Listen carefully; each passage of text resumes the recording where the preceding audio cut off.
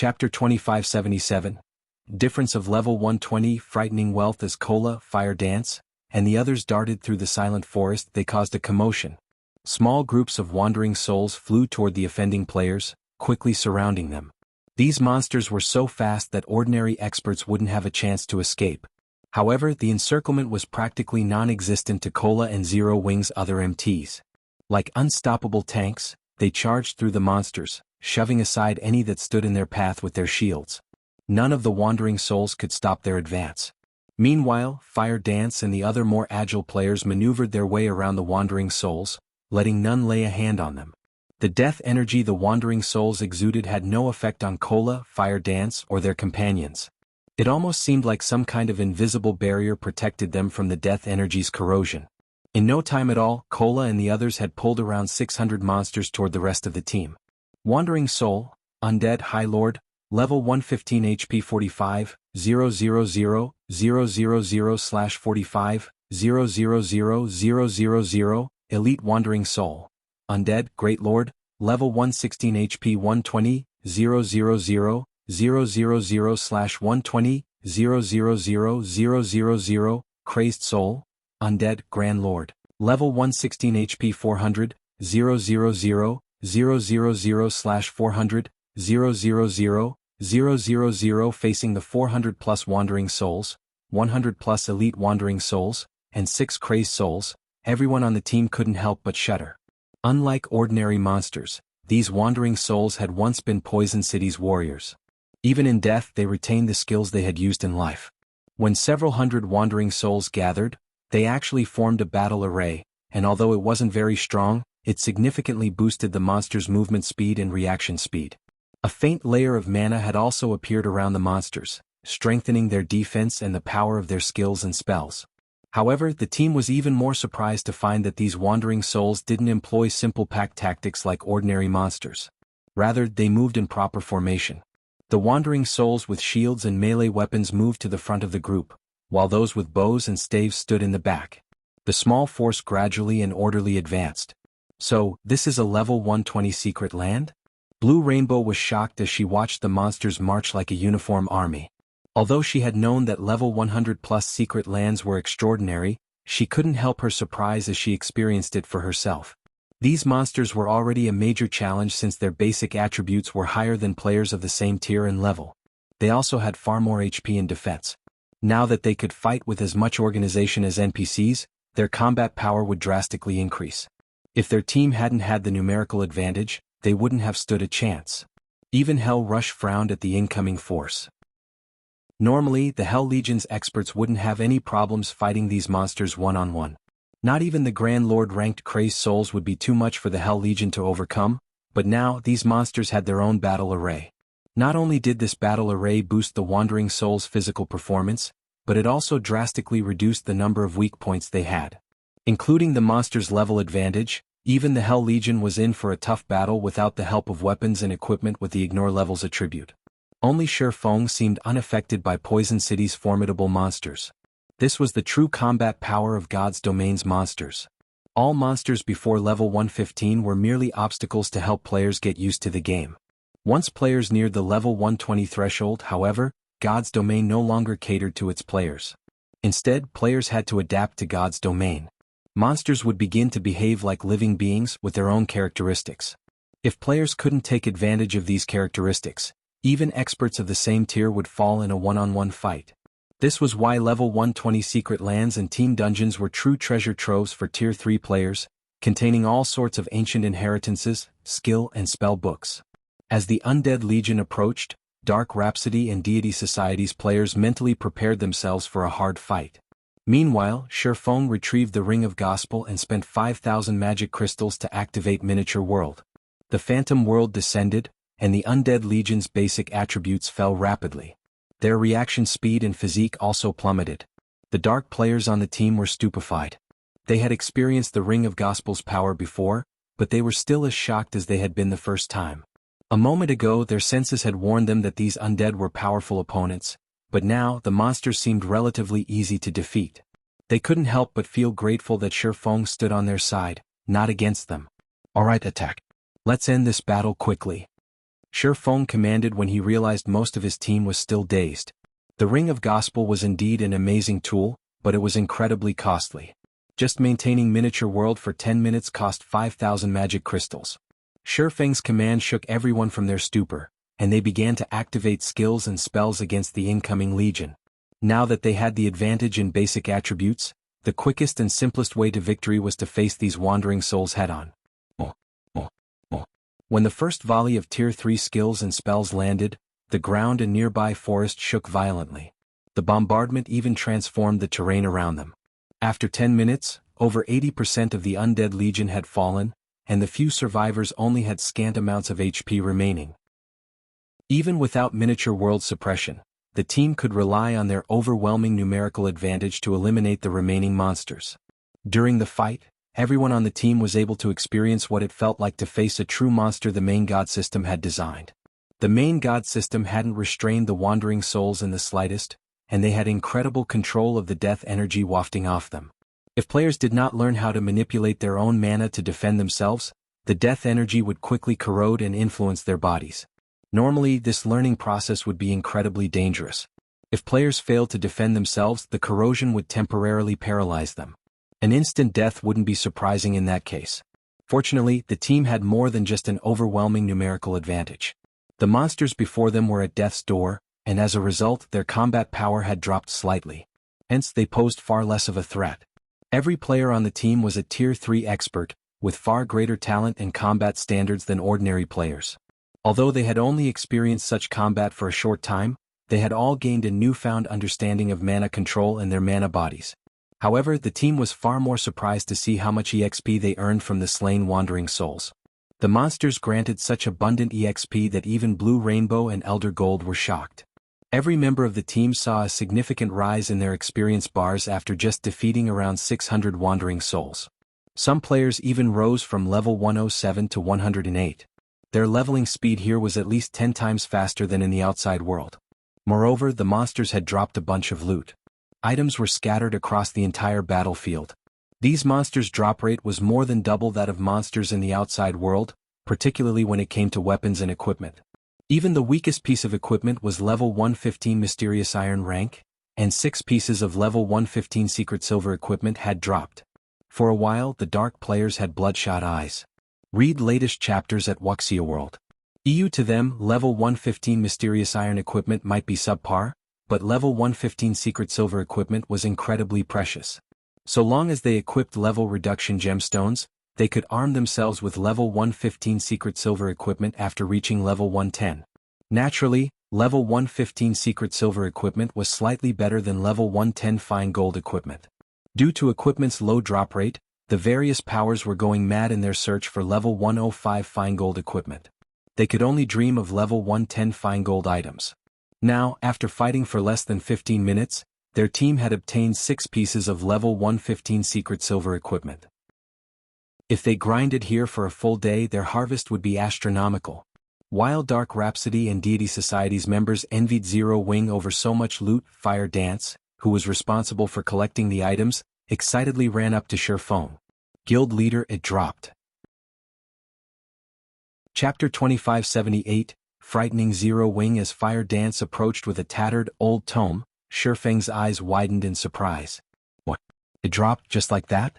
The monsters wandering around Poison City had a chance of dropping 2 support items when killed, and both were worth thousands of gold. However, no one would willingly part with either support item, even when offered a level 100 plus epic item. One of the 2 items was an ancient potion, while the other was a mana battle array. The ancient potion in question could accelerate the process of unlocking players' mana bodies, while permanently improving their mana control. With this potion, even ordinary Tier 3 players could unlock their mana body's full potential within 2 months. On the other hand, the mana battle array was even more astounding. Normally, battle arrays had to be engraved into players' equipment, meaning that once players replaced their battle array equipment, they'd lose the battle array. However, players could directly learn the mana battle array found in Poison City. Hence, they wouldn't have to worry about losing the array when they switched to new equipment. Players could use it forever. The mana battle array required a minimum of 12 players to activate. Once active, not only would it increase the mana density around players, but players' basic attributes would rise as well. Most importantly, the battle array would form a layer of mana armor around players, increasing their magic resistance and resistance to foreign energies' corrosion. The tome in Fire Dance's hand was none other than the mana battle array. It was no wonder she was so ecstatic. As the mana battle array was akin to a skill, it could be used where tools were prohibited, such as many of God's domain's level 100+ maps and team dungeons. In these locations, the mana battle array was practically invaluable. In the past, the various powers would spend more than 2 weeks grinding near Poison City without obtaining a single mana battle array, and yet, one had just dropped from a single wave of wandering souls. The current drop rate was astounding. When Hell Rush and the others saw the mana battle array's information, they couldn't help but feel a little jealous. With a complete set, one could increase a team's overall strength to a whole new level. The mana battle array would be especially helpful when teams explored certain maps or dungeons and didn't meet the equipment requirements. That tome was even more valuable than level 115 top-tier weapons and equipment. Now that they knew the Wandering Souls could drop something as awesome as the mana battle array, Zero Wings members were overcome with fighting spirit. Cola and the others immediately split away from the main team to lure more Wandering Souls. Moreover, they now knew that the team could easily handle 600 Wandering Souls with the Ring of Gospel's assistance, and so they decided to gather even more monsters to maximize the ring's effects.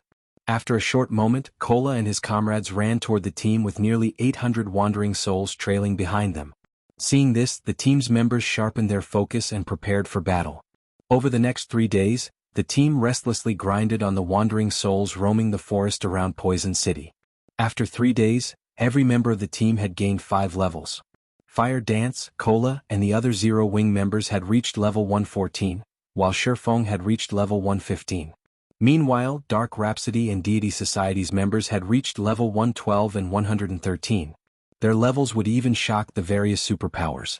The Dark players on the team wished they could stay in Poison City forever. Leveling 5 times in 3 days was unheard of, especially at their levels. Normally they'd be lucky to level up once every 5 days. No one would believe them if they told them. Meanwhile, Blue Rainbow and Elder Gold finally understood why Shifeng was so confident about helping them conquer the Ancient God's Tower. This leveling speed was simply maddening. Furthermore, fighting these monsters had helped them rapidly improve their combat standards. What Dark Rhapsody and Deity Society's members didn't know was that Shifeng had spent an astronomical number of magic crystals to make this 3-day grind possible. He had arrived with 600,000 magic crystals in his bag, but now he had less than 50,000 remaining. Moreover, he had used Miniature World sparingly. Otherwise, he would have blown through all 600,000 crystals by now. Of course, the bounty he received in return was amazing. During the past 3 days, he had obtained over 700 pieces of level 115 secret silver equipment and over 5,000 pieces of level 115 mysterious iron equipment. He could easily earn back the cost of this grind by selling the mysterious iron equipment. He had also acquired a total of 87 level 115 fine gold weapons and equipment. Of course, Shifeng had no intention of selling any of the weapons or equipment that had dropped. Rather, he'd make them available to his guild mates. After embedding a level reduction gemstone into every weapon and equipment piece, he distributed them among Blue Frost and Zero Wing's other members from Shelter 1, providing a massive boost to their basic attributes. Now their attributes were even higher than the Hell Legion's experts. Even in Netherworld Empire, the Hell Legion's members were experts among experts.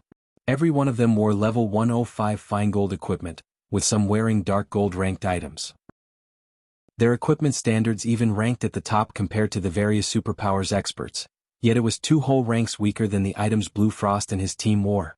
Of course, Shifeng did not mistreat the Hell Legion, granting the Legion members a portion of the level 115 secret silver equipment. After all, he had a contract with Netherworld Empire, which required him to keep the Hell Legion's equipment up to date. Furthermore, the Hell Legion's members had incredible combat standards.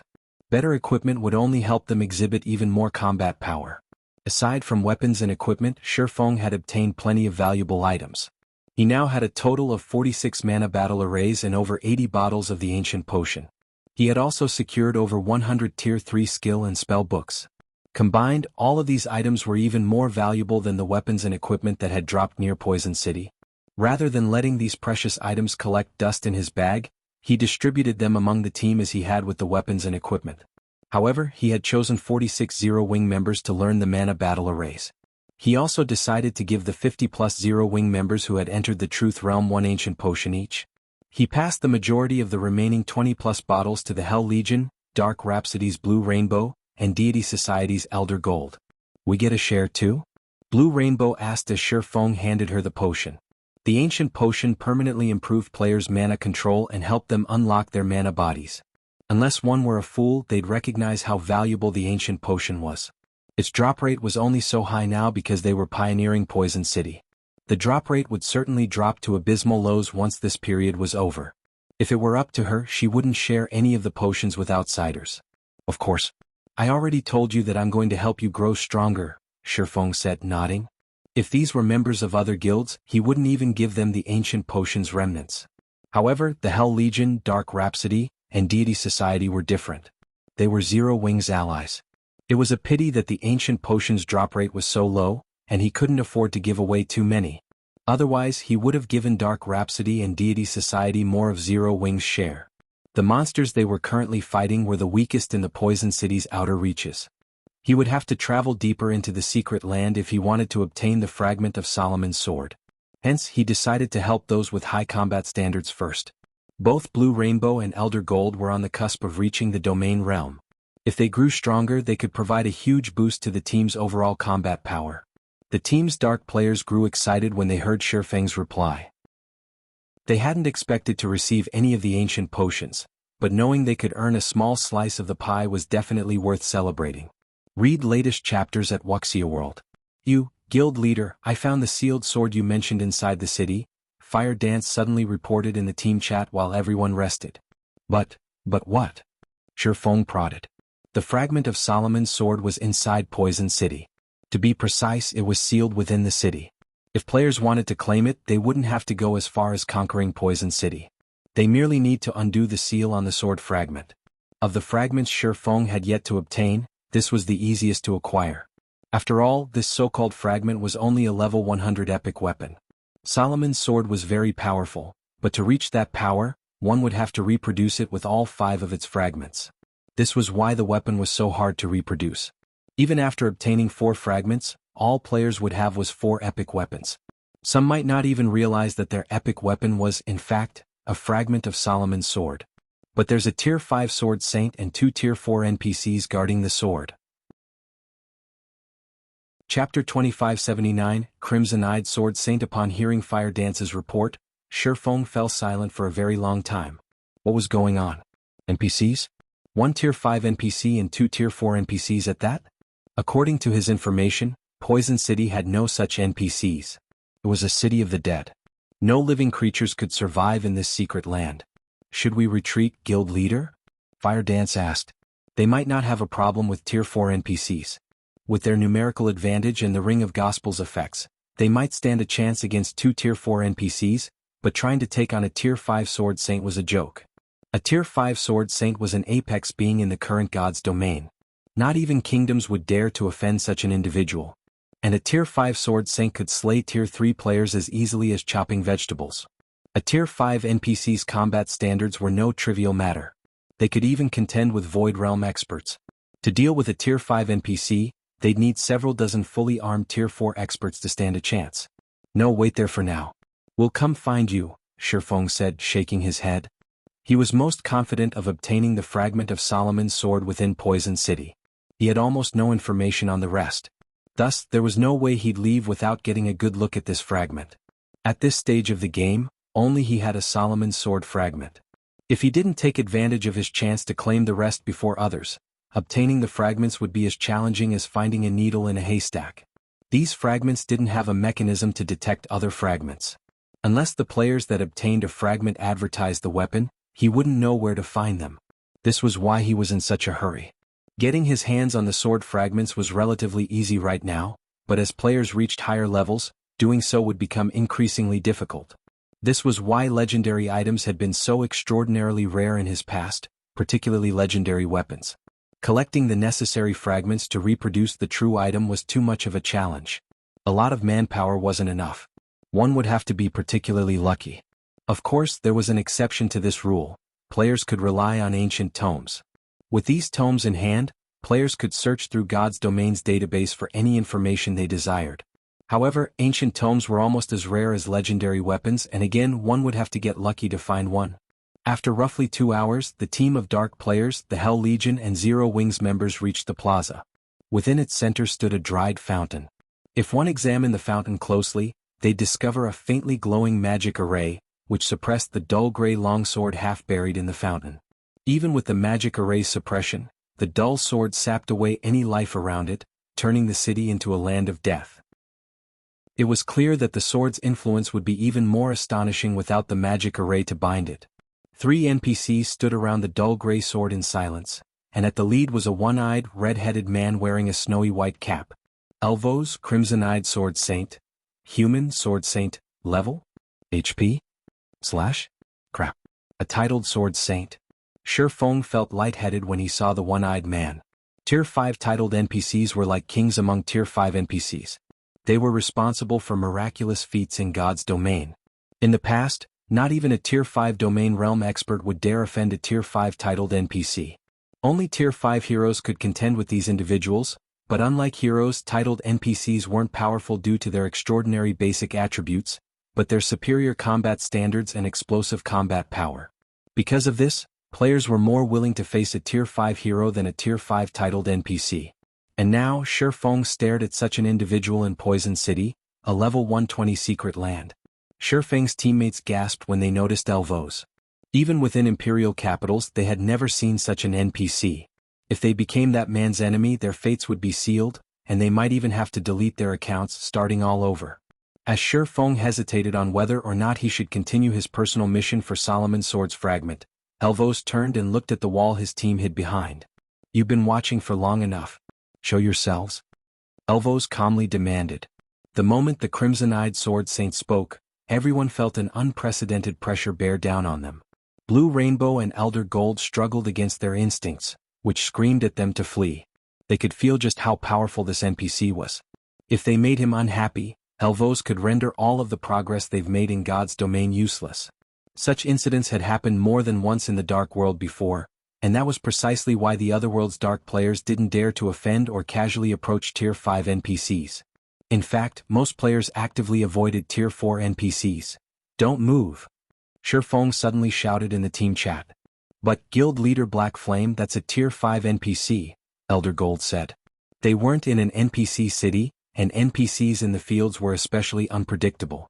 The slightest mistake could lead to an unspeakable disaster. "I know, but he's already discovered us. He won't let us get away if we try to run," Shi Feng said, offering Elder Gold a bitter smile. "Our best option is to do as he says. Never try to provoke a Tier 5 titled NPC."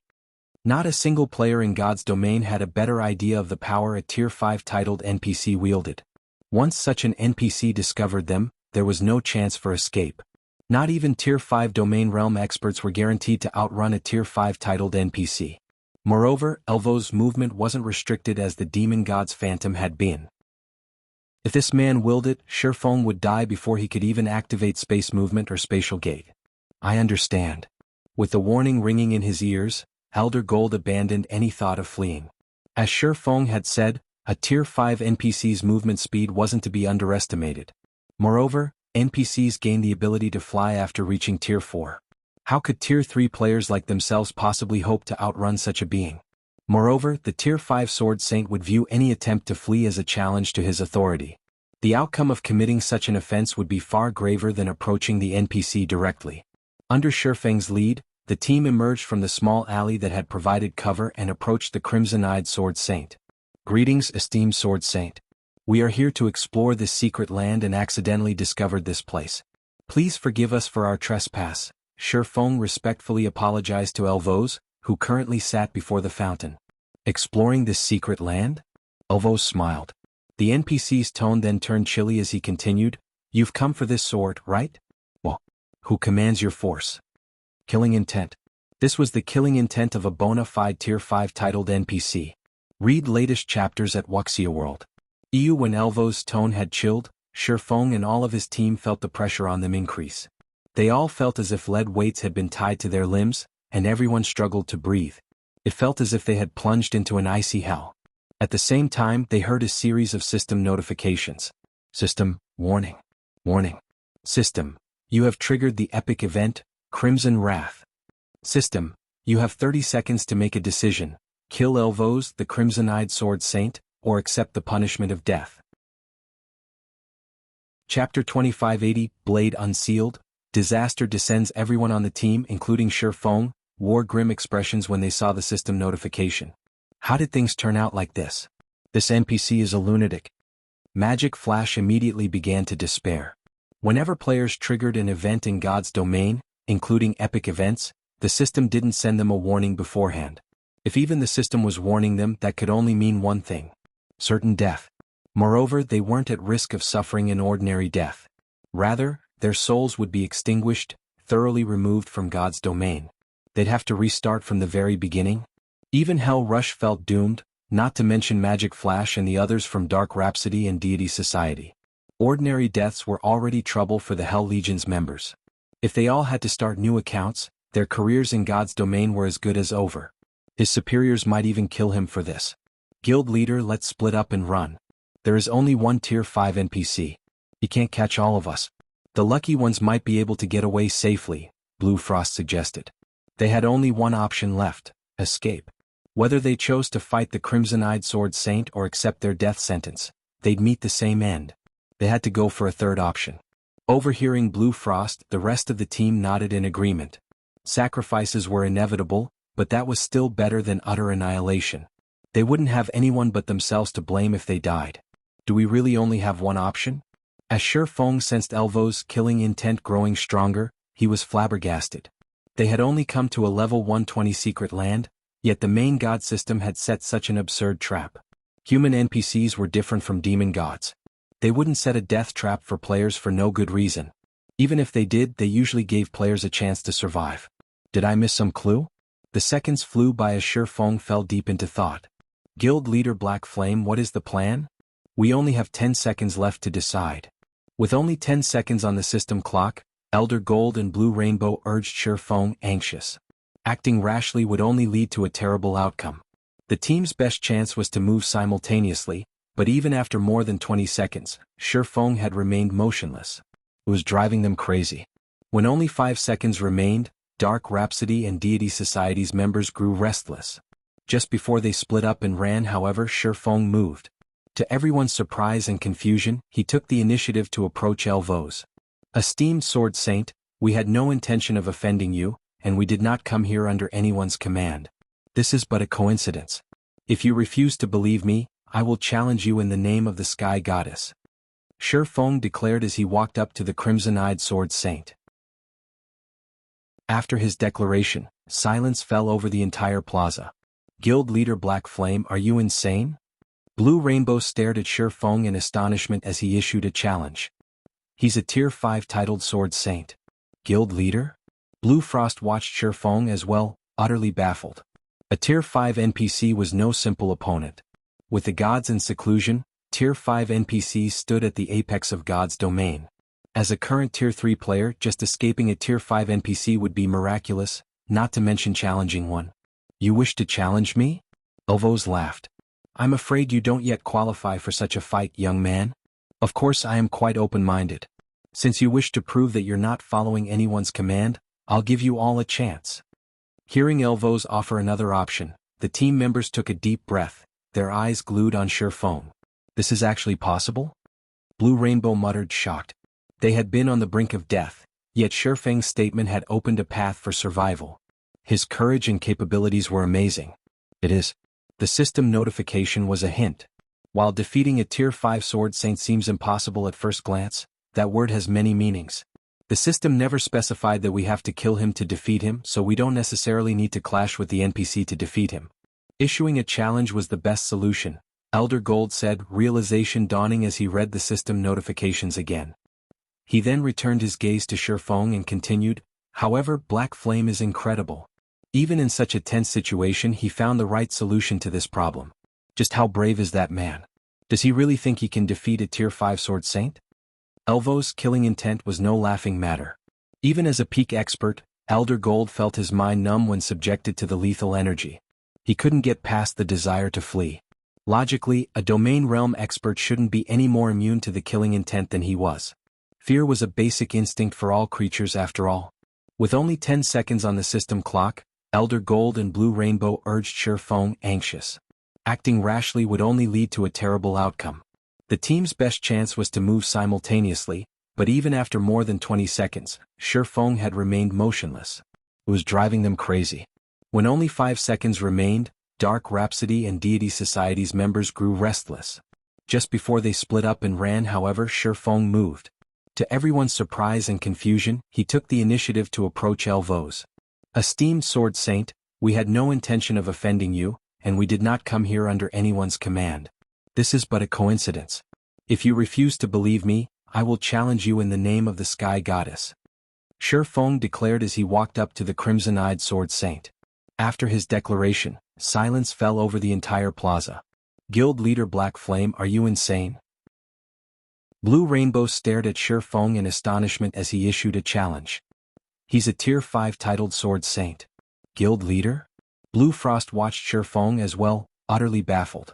A Tier 5 NPC was no simple opponent. With the gods in seclusion, Tier 5 NPCs stood at the apex of God's domain. As a current Tier 3 player, just escaping a Tier 5 NPC would be miraculous, not to mention challenging one. You wish to challenge me? Elvos laughed. I'm afraid you don't yet qualify for such a fight, young man. Of course I am quite open-minded. Since you wish to prove that you're not following anyone's command, I'll give you all a chance. Hearing Elvos offer another option, the team members took a deep breath, their eyes glued on Shifeng. This is actually possible? Blue Rainbow muttered, shocked. They had been on the brink of death, yet Shifeng's statement had opened a path for survival. His courage and capabilities were amazing. It is.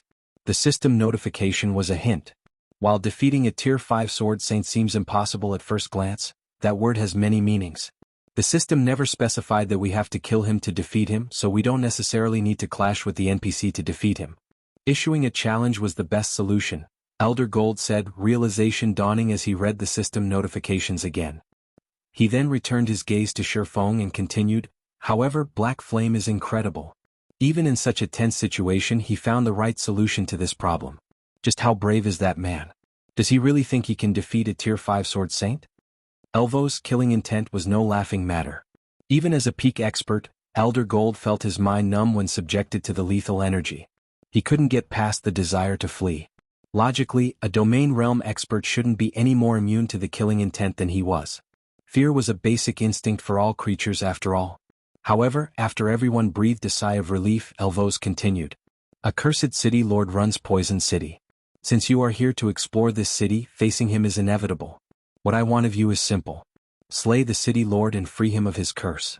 None of you will leave this city before fulfilling this task. If you try, I will personally dice you into mincemeat. System, congratulations. You have accepted the inferior legendary quest, Beginning of the End. Quest content, Slay Poison City Lord. If all players within the secret land are slain, all souls will be extinguished. Rewards unknown.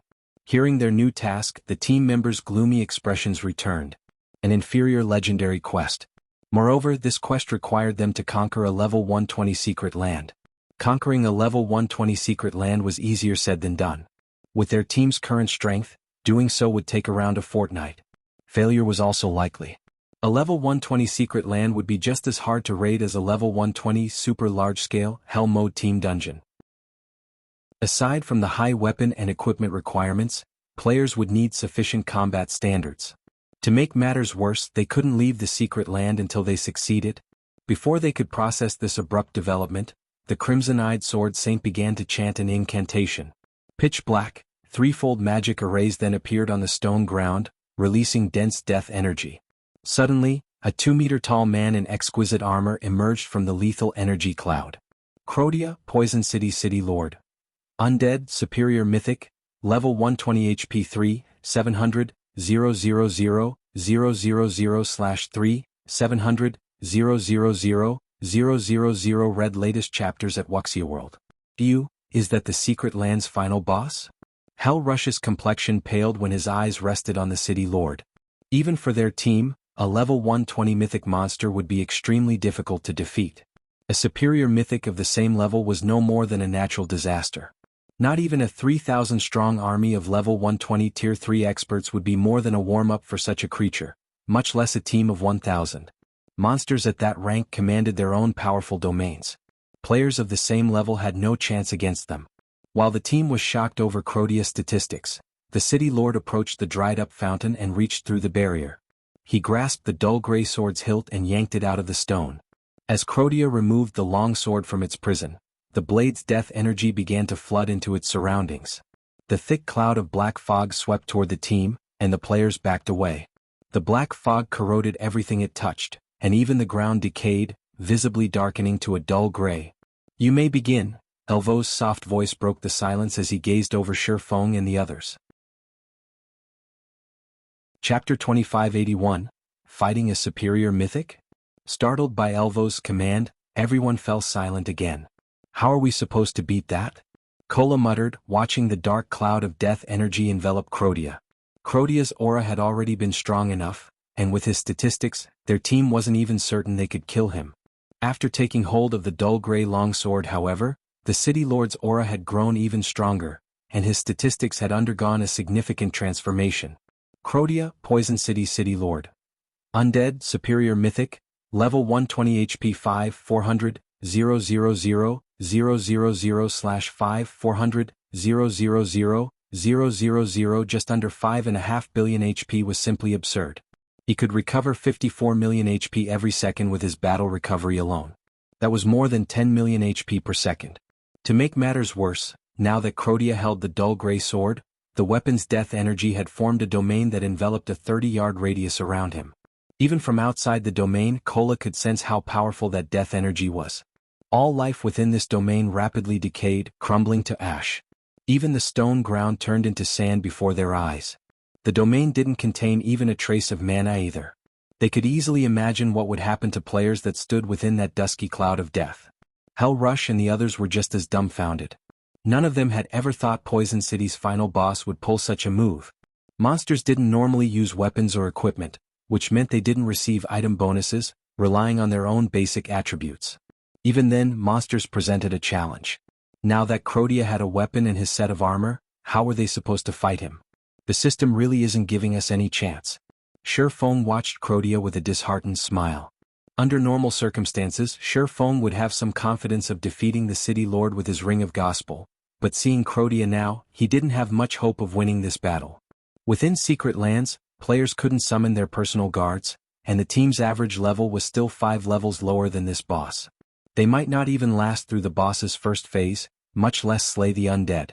While the team members silently wondered how they should face this superior mythic monster, Blue Rainbow and Elder Gold turned deathly pale. "Has something happened?" Shifeng asked when he saw the two dark players' strange expressions. "Our guilds have just received reports stating that the Alliance team Demon's Heart has killed the second boss on the Ancient Gods Tower's first floor. They're only 2 bosses away from clearing the first floor's trial and becoming the floor master," Blue Rainbow explained with a twisted frown. Thanks to their alliance with Zero Wing, both Dark Rhapsody and Deity Society were developing far faster than the Dark World's other powers. This was the reason that the Dark World's various powers and players didn't dare move against their guilds. However, that wouldn't be the case if Demon's Heart's team succeeded in activating the Ancient Gods Tower. Unlike Zero Wing, their guilds didn't have unstoppable NPC armies.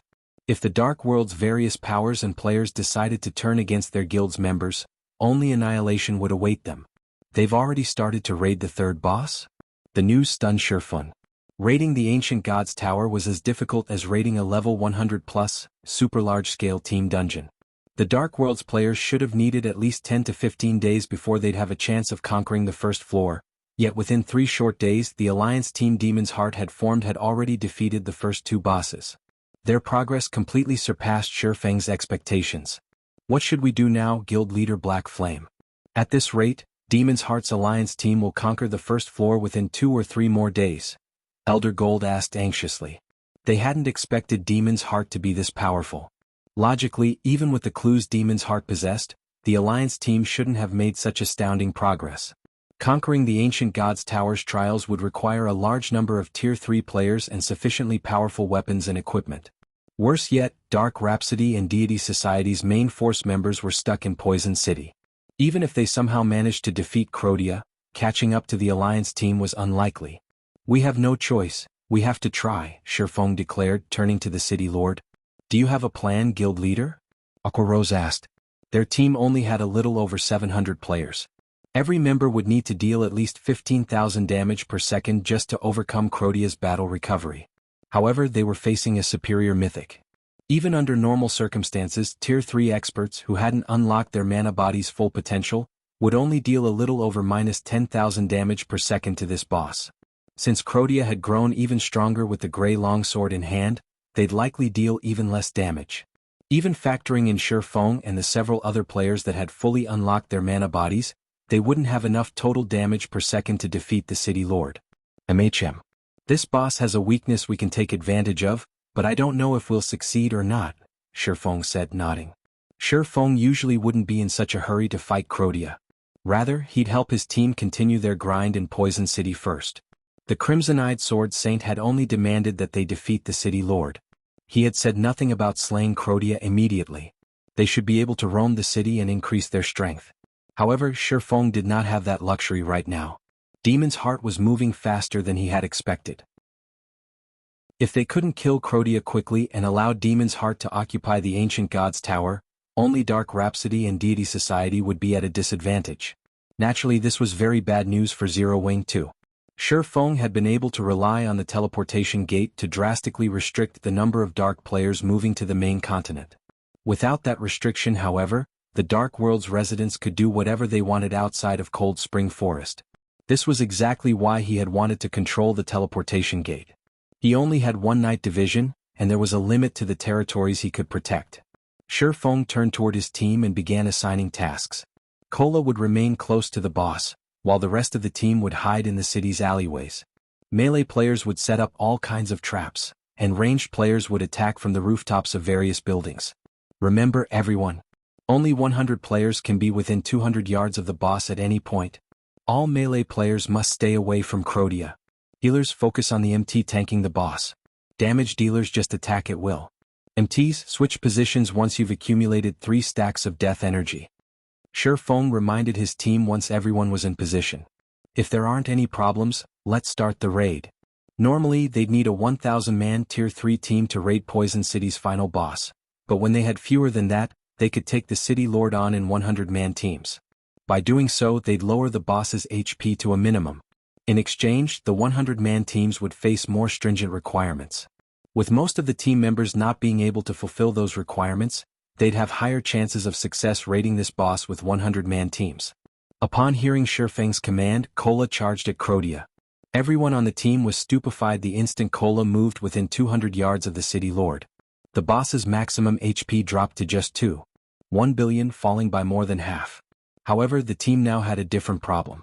Rather than 700-plus players attacking a boss with 5.4 billion HP, they had to face a boss with 2.1 billion HP with no more than 100 players at a time. The raid difficulty had increased, not decreased. Suddenly, Crodia appeared before Cola with so much speed that not even the peak experts had time to react. The city lord swung his long sword at Cola, the weapon leaving a black spatial tear in its wake. Cola flew backward like a cannonball, crashing into the ground roughly 20 yards away from the final boss. Even after blocking the attack with his shield, Cola still lost 50% of his HP. Fortunately, the attack had put quite a bit of distance between the Guardian Knight and the city lord. Cola responded by activating Protection Blessing and running to a nearby alley. Meanwhile, 3 healers 50 yards away began to heal Cola in a frenzy, sacred lights and healing lights landing on the Guardian Knight, one after another, and restoring his HP to 2/3 of his max. 2 seconds later, Cola took another strike, throwing him into a nearby wall and robbing him of another third of his HP. Even after another round of healing spells, the 3 healers only restored his HP to half. After being thrown a few more times, Cola finally lured Crodia into the alleyway. Due to the alley's complex terrain, Crodia had a much harder time landing an attack. Just as the city lord was about to hit Cola again, he stepped on one of the landmines the team had planted in the alley earlier. Read latest chapters at Wuxia World. U-boom.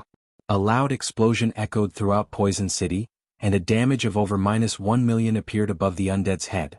After taking a few more steps, Crodia triggered another magic trap and took more than -700,000 damage. Just before Crotia turned to search for the player responsible for the traps, Kola charged forth and used his Tier 3 Justice Roar, causing another minus 50,000 plus damage and recapturing the boss's aggro. Good. It's doable. Everyone mind your positioning. Ranged players attack with everything you have. Melee players keep setting up traps. Shi Feng shouted once Kola had solidified his hold on Crotia's attention. He then activated Miniature World. Chapter 2582, Lightshadow improves. Tough ferocious beast. When Shi Feng activated Miniature World, Crotia's movement speed, reaction speed, and basic attributes decreased as if the boss had stepped into a quagmire, but as a superior mythic, his resistance to the effects was quite high. Even as an intermediate master magician, Shi Feng's Miniature World only reduced Crotia's basic attributes by 15% rather than 30%. After activating Miniature World, Shi Feng quickly followed up by activating Ring of Brilliance, enhancing every ranged player's basic attributes. Meanwhile, the 90-plus ranged players within the City Lord's vicinity began to bombard the boss with skills and spells. Tier 3 spell, Darkness Burn. Tier 3 skill, Solitary Light. Tier 3 spell, Consecutive Earthen Spikes. Spells and arrows tore apart the area while explosions shook Poison City. Damages exceeding minus 20,000 appeared above Crotia's head, one after another. Including the damage from the traps, the team dealt more than enough to overcome Crotia's battle recovery. Every member of the team was ecstatic to see this. When they had first seen Crotia, they had despaired. They had known they couldn't overcome the boss's battle recovery with their attacks alone. Killing the City Lord had seemed impossible. Now that they knew they could carrot his battle recovery, however, they knew what to do next. They needed to whittle away at Crotia's HP. Of course, that wouldn't be an easy task. To maximize their damage, Kola would have to lure Crotia into the traps the melee members had set up. Unfortunately, setting up traps required a long time, and they had very short durations. When no more than 100 players could be near the boss, their timing and position had to be perfect. Claiming that a single mistake could render all of their effort worthless was no exaggeration. As long as more than 100 players stood within 200 yards of the City Lord, his maximum HP would return to 5.4 billion. If that happened, Crotia would regenerate 54 million HP every 5 seconds. Even with Miniature World suppression, the superior mythic would still regain 50 million HP over 5 seconds. 100 players simply couldn't deal that much damage in so short a time. Fortunately, the team was composed of experts among experts. Even the weakest player had reached the flowing water realm. With Shi Feng's wise command, none would make such devastating mistakes. Shi Feng heaved a rueful sigh upon seeing the team's flawless coordination. He had to admit that it was truly wonderful for a guild to have a team of such prowess. Even though the team's equipment standards didn't meet the requirements, they still completed their tasks efficiently. This undoubtedly made the raid much easier. As time passed, Crotia gradually lost HP. 95%? 75%? 50%? When Crotia's HP fell to 50%, his fighting style changed as he stomped a foot, cracking the stone as the ground sank. The death energy around him began to spread, corroding everything within a 45-yard radius. Aside from Kola, who had activated a life-saving skill just in time, over a dozen Tier 3 experts evaporated, leaving nothing behind. Crotia bellowed furiously, and the death energy rapidly gathered above him. After a moment, the dense, black death energy transformed into the shadow of a 50-meter-tall nether dragon, flapping its foggy wings. Nether Dragon's Shadow, Ferocious Beast, Mythic, Level 120 HP 6, 000000000/6, 000000000. How is that possible? Everyone cursed aloud when they saw the Nether Dragon's shadow. They had never thought that the boss monster could actually summon another boss. Ferocious beasts weren't like wild or demonic beasts. Their very existence was akin to a natural disaster. Some ferocious beasts were even stronger than dragons. While the Nether Dragon's shadow before them might not be as powerful as a true dragon, it was more than enough to instill despair. Crotia alone was almost too much for them to handle. Now they had to take on 2 bosses of Crotia's caliber with just 100 players. This was a joke. Crotia had grown considerably weaker after summoning the Nether Dragon's shadow, but he still wasn't an easy opponent. The Nether Dragon's shadow descended and slammed a clawed foot into a nearby building, shattering the structure and leaving a black hole in its place. The Tier 3 elementalist positioned on the building had tried to use Blink, but he had still died in the attack. Not good. This boss's attacks have the spatial imprisonment effect. Hell Rush, who saw this from afar, grimly shouted. The spatial imprisonment effect was fatal to magical classes and players with teleportation skills. Once a being sealed the space around them, players could only physically evade an attack. However, magical class players had far less dexterity and speed than melee players. With the spatial imprisonment effect, even an ordinary mythic monster could instantly kill tier 3 magical class players, let alone a mythic ranked ferocious beast. Just as the nether dragon was about to attack another player, a bolt of blue lightning struck its claw. Boom! With the sound of another explosion, the bolt diverted the nether dragon's claw into the street, the impact instantly forming a crater. Enraged over the interruption, the nether dragon's crimson eyes turned to glare at the figure that had launched the counterattack. Flapping its wings, the dragon's shadow sent a vortex of death energy at its new target. The vortex had a very large AoE and was basically impossible for players to avoid quickly. Wherever the vortex passed, even space shattered. Just as the death vortex was about to reach its target, the player in question raised his pitch-black longsword and swung it down in a vertical arc. The phantom of a gigantic greatsword appeared in the sky, slicing space and the death vortex in half, which then vanished into the void. Guild leader? Stunned, Aqua Rose turned to Shi Feng, the player responsible for the interrupting lightning bolt. The nether dragon's death vortex had definitely been more powerful than an ordinary tier 4 spell, yet Shi Feng had bisected it with a single swing. It was unbelievable. Aside from Aqua Rose, Hell Rush, Blue Rainbow, and everyone else watching from afar were similarly astonished. They were talking about a full-powered attack from a tier 4 ferocious beast. Even an MT like Cola would die instantly if he tried to block such an attack, yet Shi Feng had countered it. Just how high was the swordsman's strength? Don't panic, everyone. Continue attacking Crodia. I'll distract this nether dragon, Shi Feng instructed, glancing at the players nearby. In truth, even he had been surprised by the power of his attack. He had thought he'd be lucky just to block the death vortex, yet his Lightshadow had shattered it. He had to admit that his upgraded abyssal blade was perfectly suited for the mana technique. Shi Feng's command rekindled everyone's confidence, and they resumed their responsibilities. Although the nether dragon had killed a few players, team members quickly filled the vacant spots. They still had several hundred tier 3 players on standby outside of Crodia's influence, so they had no worries about lacking manpower. For a time, one man and one dragon fought in the air, repeated shattering space around them. This looked nothing like a fight between a player and a monster, but a decisive battle between two heaven-defying monsters. Meanwhile, it was business as usual as the rest of the team kite Crodia around the city, steadily chipping away at his HP. Of course, they weren't careless in their attacks. After all was said and done, Shi Feng was only a player.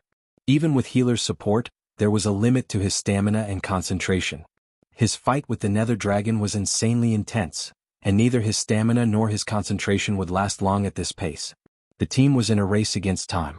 Fortunately, the density of the death energy surrounding Crodia had decreased significantly after he had summoned the nether dragon's shadow, which in turn lowered the city lord's magic resistance. This considerably increased the team's total DPS. However, Crodia had begun to launch even fiercer attacks. Every hit shattered a building and killed anyone caught unprepared. As a result, the team steadily lost members. Even as players died, however, Crodia's HP gradually decreased. 40%, 20%, 10%. Finally, when Crodia's HP fell to 1%, the nether dragon's shadow roared and transformed into over a dozen streams of death energy that returned to the final boss. Don't you dare think you can heal him. The sudden development didn't surprise Shi Feng in the least. This was Crodia's trump card, which he would use when he was on the brink of death. Each stream of death energy could restore 3% of the superior mythic's HP. To make matters worse, Crodia would summon the nether dragon's shadow once more after the healing process ended. This move had abruptly ended many superpowers raids in the past. Shi Feng quickly activated the Abyssal Blade's Darkness domain and executed Sword's Orbit, using the 36 streams of power of darkness to prevent the death energy from approaching the city lord. Quick! Attack with everything you've got. I can't hold them back for long. Shi Feng shouted as the streams of death energy began to move faster. Players didn't have the power to destroy this death energy. They could only do their best to stop the energy from reaching the boss, but as more time passed, not only would the death energy move faster, but these streams would also multiply. Read latest chapters at Wuxia World. You attack. Zhao Yueru and the others shouted as they desperately bombarded Crodia with whatever spells they had available. They only had a small amount of mana remaining, and they had exhausted all of their powerful moves. All they could do was manipulate their mana to increase their spells' power and accuracy. 0, 5%, 0, 3%, 0, 1%. Boom. With one last explosion, Crodia transformed into a thick cloud of death energy, rapidly dispersing from the alley and spreading throughout Poison City. The team's survivors then heard the sounds of multiple system notifications. Chapter 2583, Clear Reward, S-Rank Rating System. Congratulations.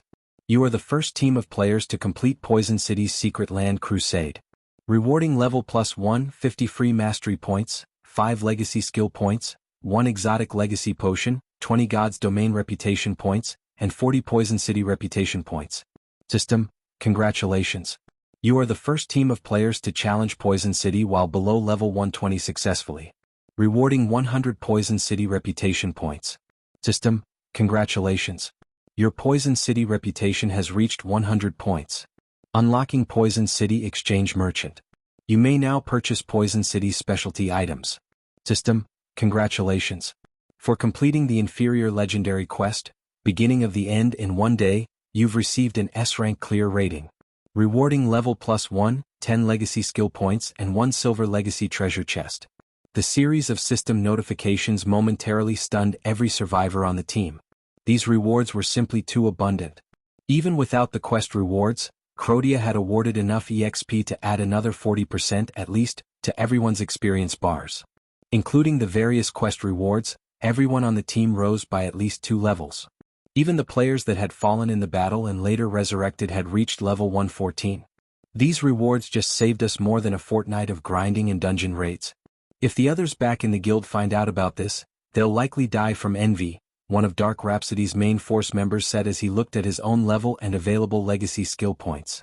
Even the various superpowers peak experts would be lucky to reach level 110 by this stage of the game, yet the lowest leveled player among Dark Rhapsody's main force members had reached level 114, with many already at 115.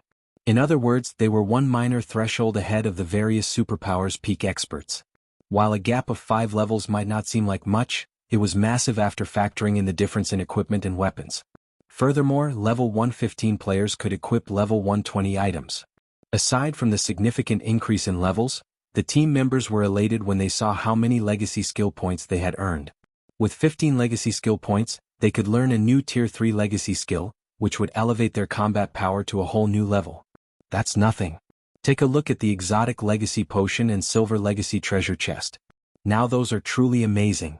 A level 115 tier 3 dark shield warrior exclaimed as he pulled an ink black potion and silver chest from his bag. When the rest of the team examined the 2 items' descriptions, an uproar swept through the team. Exotic legacy potion. Grandmaster potion consumable, grants user guidance for 1 hour in unlocking the mana body or gaining mana control.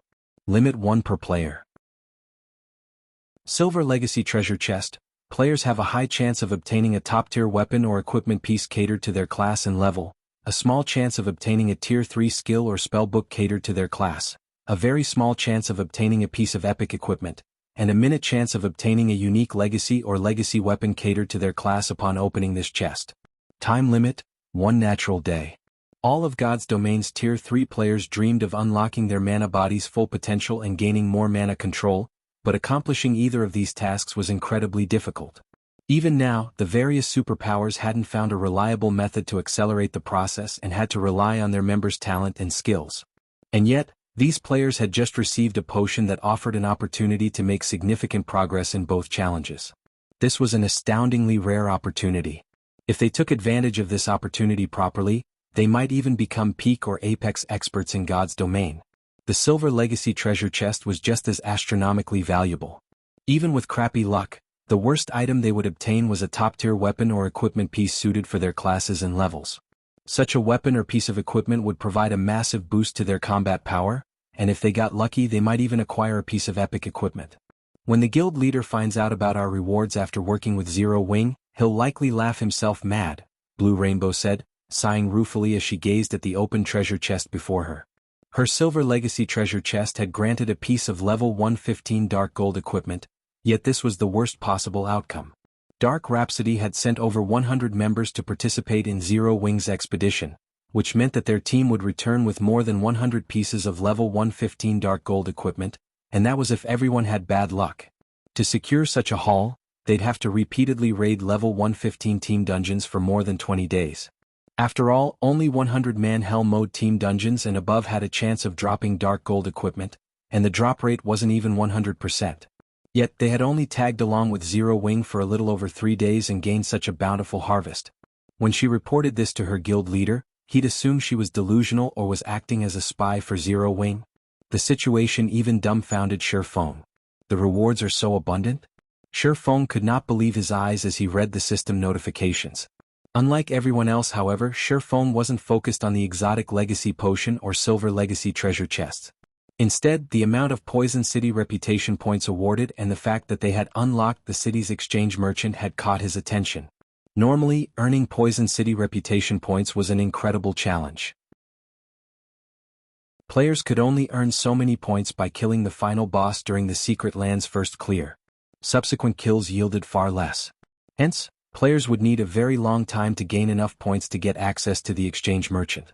However, once the merchant had activated, players could purchase Poison City's specialty potions, potion recipes, and forging designs for weapons and equipment with magic crystals. The most famous of Poison City's specialty potions had to be the Misfortune Potion. Each bottle cost 1,000 magic crystals. When consumed, players had a 30% chance to gain a 12-hour mana boost, a 60% chance for no effect at all, and a 10% chance to suffer 3 hours of mana deficiency. Unlike the exotic legacy potion, players could consume as many misfortune potions as they wished. Read latest chapters at Wuxia World. Once players had activated Poison City's exchange merchant and had enough magic crystals, quickly unlocking their mana body's full potential was entirely possible. Unfortunately, the misfortune potion was bound on purchase. In other words, only the players that had earned enough Poison City reputation points would have the privilege of using the potion. This was why the various superpowers of Shurfeng's previous life had desperately raided Poison City again and again. Now, however, Shurfeng's entire team had access to this highly sought-after privilege after clearing the city once. Once he suppressed his excitement over activating the exchange merchant, Shurfeng glanced at the last system notification, which only he had received.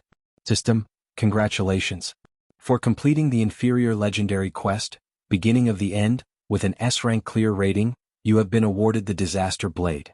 You may seek out the Crimson-Eyed Sword Saint for legacy guidance once or request the Sword Saint strengthen the Disaster Blade. You have 5 minutes to decide. Chapter 2584, Final Decision. Road to Tier 4. Shurfeng could not help but hesitate when he saw the system notification.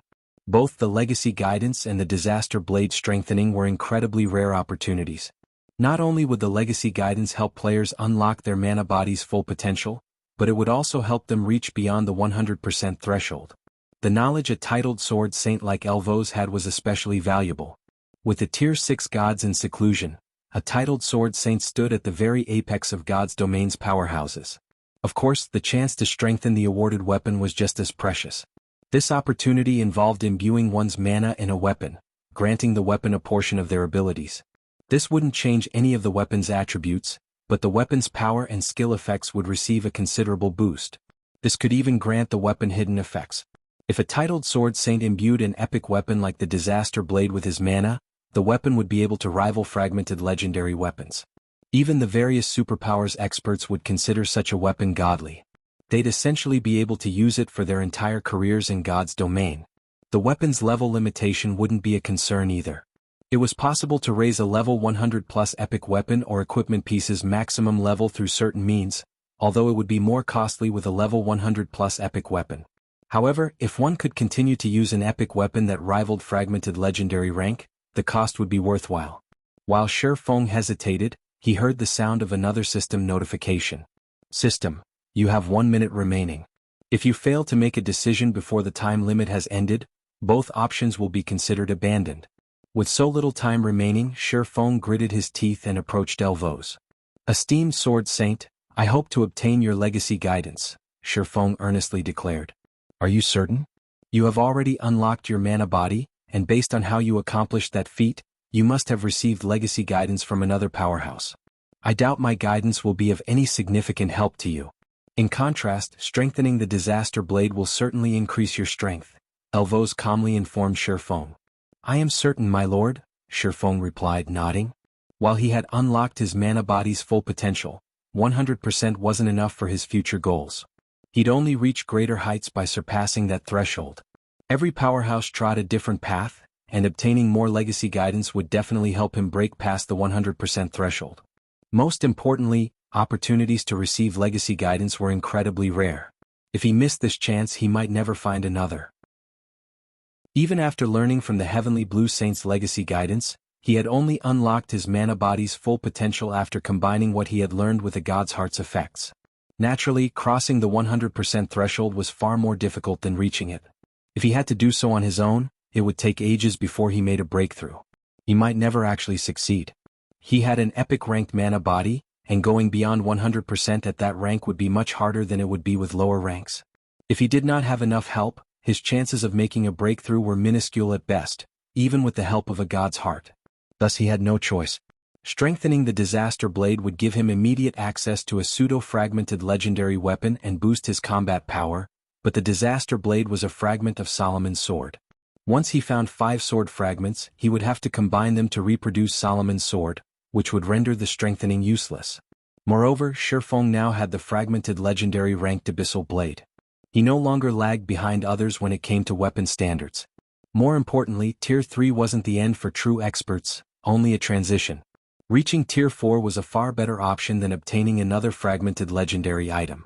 As players reached higher levels, the strength differences between tiers would only grow. Sooner or later, the gap would grow so large that not even 1 or 2 fragmented legendary items would make a difference. Shifeng had also reached level 117, only 3 levels away from the level 120 threshold. Level 120. Naturally, the Tier 4 promotion quest would be much harder than the Tier 3 quest. The two weren't even on the same level. The Tier 3 promotion quest would be like a normal mode party dungeon, while the Tier 4 quest would be as challenging as a 100-man Hell mode team dungeon. There was a qualitative difference between the two. Most mainstream experts were capable of reaching Tier 3. Even if they couldn't do it at level 100, they could complete the quest after reaching level 120 or level 130. Tier 4, however, was a different story. If one truly couldn't complete their Tier 4 promotion quest, they'd never do so, even after reaching level 200. Because of this, Tier 4 experts had been incredibly rare in the past, even among the various superpowers. Anyone that successfully reached Tier 4 instantly became a guild upper echelon. Moreover, completing the Tier 4 promotion quest took a very long time. According to the statistics players had collected in the past, completing a Tier 4 promotion quest could take anywhere between 1 and 2 months. However, Shifeng also had to face the Silver Divine Dragon Auerbach's trial, so he was in a rush. If he couldn't reach Tier 4 before he had to undertake the Divine Dragon's trial, his chances of clearing the trial would be all but zero. Unfortunately, he couldn't afford to lose Auerbach due to the many benefits the Divine Dragon's companion enjoyed. It had also helped him secure a foothold on the Western continent. In his current state, Shifeng estimated that his chances of completing the Tier 4 promotion quest were only around 10% or 20%. He had no choice but to grab a hold of whatever opportunities that would help him increase his chances as soon as possible. It seems you have already decided on your path, Elvos said, and he seemed to look at the swordsman before him in a different way. He no longer viewed Shifeng as a weaker being but as an equal. He then retrieved a crystal ball and handed it to Shifeng, saying, "This is the experience I have gained over the years. I hope it will be of some help." After handing Shifeng the crystal ball, Elvos transformed into a streak of light and vanished from Poison City. The 2 Tier 4 NPCs who had accompanied him also disappeared, and the dull gray longsword Crotia had wielded returned to the fountain. Removing the Disaster Blade from the fountain, Shifeng stored it in his bag. He had no intention of using the weapon at all. Unlike ordinary weapons, the Disaster Blade would convert its user's mana into dense death energy, which would affect everyone that came into contact with it, aside from the user. Just having the weapon passively equipped would influence the carrier's surroundings. The weapon's properties made it utterly unsuitable for ordinary players. Only dark players that preferred to work solo could wield the blade properly. This was another reason that Shifeng had declined the chance to strengthen the Disaster Blade. Read latest chapters at Wuxia World. You, guild leader, we've finished collecting the boss's loot, Aqua Rose excitedly reported once Shifeng had finished his conversation with Elvos. We've gained quite a harvest this time. Aside from the fragmented legendary ranked mage robes, Undead's Will, we've acquired 2 epic weapons, a staff and a dagger. The complete nether set, a tier 3 set equipment for magical classes, also dropped as well as a bunch of materials and recipes. According to your instructions, we held an internal auction for the epic weapons. Blue Frost won the staff while Flying Shadow won the dagger. What should we do with the Undead's Will and tier 3 set equipment? Give the Undead's Will to Blue Frost. He still has to command the situation in the Dark Denver. It'll make things easier for him when he has to stand up against the various superpowers, Shifeng said after giving the matter some thought. Before Shifeng and Aqua Rose could continue their conversation, though, Dark Rhapsody's Blue Rainbow approached Shifeng. Worried, she informed him, Guild Leader Black Flame, I've just received a report stating that Demon's Heart's Alliance team has reached the first floor's 3rd boss and begun the raid. By the looks of it, they have a very high chance of taking it down. The Ancient Gods Tower's first floor had 4 bosses in total. If Demon's Heart's Alliance managed to defeat the 3rd boss, they were almost guaranteed to defeat the final boss as well. Their raiding speed is astonishing. Shifeng was similarly surprised to hear this. Each of the Ancient Gods Tower's floors was as large as a small resource map. Finding the bosses wasn't easy. However, Shifeng chuckled and assured her, fortunately we've completed our task here. It's time we return.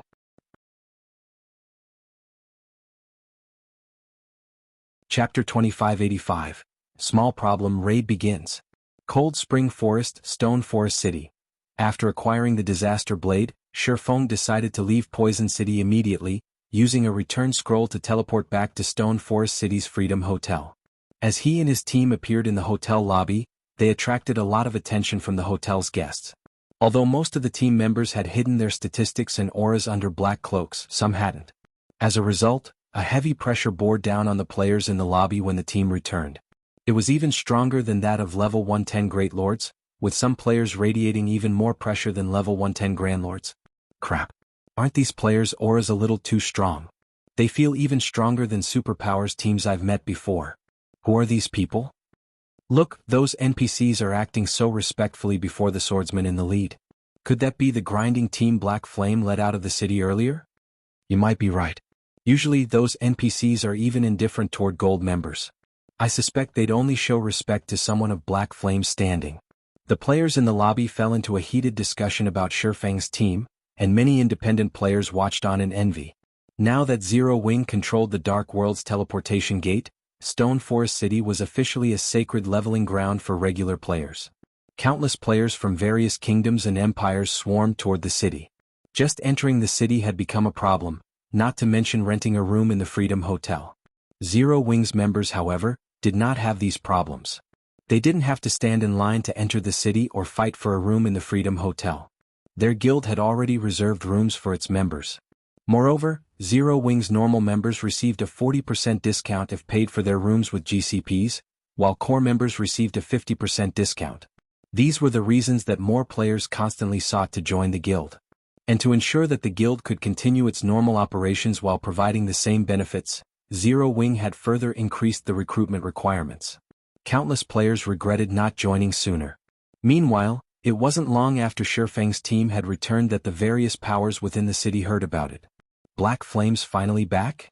Dawn Dominance, who had concealed himself with a black cloak and rested in one of the Freedom Hotel's rooms, sneered as he read the latest report from his subordinate. It seems he's increased the combat power Dark Rhapsody and Deity Society's members by quite a bit. It's a pity that he's too late. Demon's Heart's team has almost pinpointed the 3rd boss's weaknesses. It's only a matter of time before they defeat it and move on to the final boss.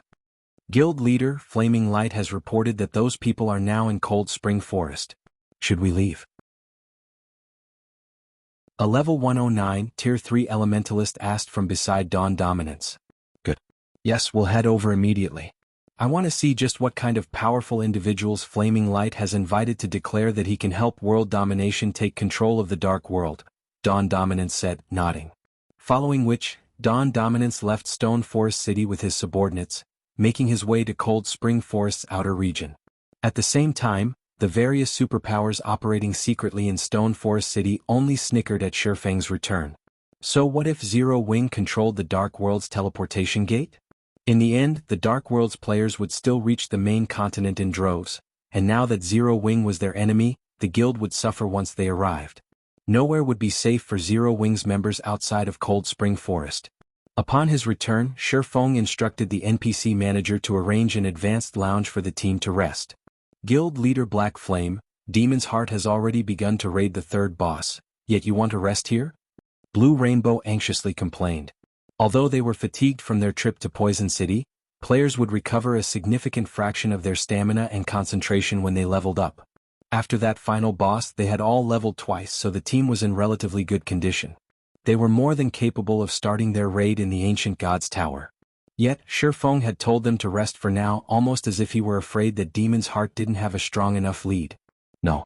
Your stamina and concentration might be fine, but the secret land's death energy is still corroding your bodies. The Ancient God's Tower also has powerful foreign energy. On the off chance that these energies cause too much damage before you clear the trial, all of your efforts will go to waste. It'd be better to rest here for a while, rather than take such a risk. You can use the time to drink the exotic legacy potions you've obtained as well, Shifeng said, shaking his head. But the time? Shifeng's insistence did nothing to calm Blue Rainbow's worries. The future of their two guilds was at risk. If Demon's Heart's alliance captured the first floor before they could, their guilds wouldn't survive in the Dark World for long. I doubt there will be any issues if you take full advantage of that potion, Shifeng said, chuckling. Neither the dropped weapons and equipment nor the awarded legacy skill points were the team's greatest reward. Instead, it was the exotic legacy potions. When players normally slew Poison City's bosses, each boss only dropped 1 or 2 exotic legacy potions. Furthermore, those bosses only respawned after 3 days. Knowing this, it was easy to imagine how valuable the potions were. However, because the team had completed the inferior legendary quest, every member had been awarded 1 bottle. Although a single exotic legacy potion might not help someone fully unlock their mana body, in combination with the Freedom Hotel's astounding environment, it would help these players unlock a sizable percentage. That percentage alone would grant a massive boost to their combat power since it tremendously improved their skills and spells power. However, Shifeng's advice confused Blue Rainbow and Elder Gold. What did he mean by, take full advantage? Of course he had a point. While their consecutive leveling had cleansed them of a portion of the foreign energy, much still remained. If this energy and the energy within the tower corroded too much of their bodies halfway into the raid, they'd be doomed. Blue Rainbow and Elder Gold immediately stopped wasting time. They instructed all of their players to move to the reserved lounge, rest, and consume the exotic legacy potions. In total, the team rested for over an hour. Once they felt refreshed, Blue Rainbow and Elder Gold hurried toward the Dark World's Ancient God's Tower with their respective guilds' main force members. By the time the group arrived, another 4 hours had passed. The Ancient God's Tower had 7 floors and was over 1,000 meters tall. Players, whom the Dark World's various powers had stationed to guard the entrance, didn't try to stop the group when Blue Rainbow and Elder Gold arrived.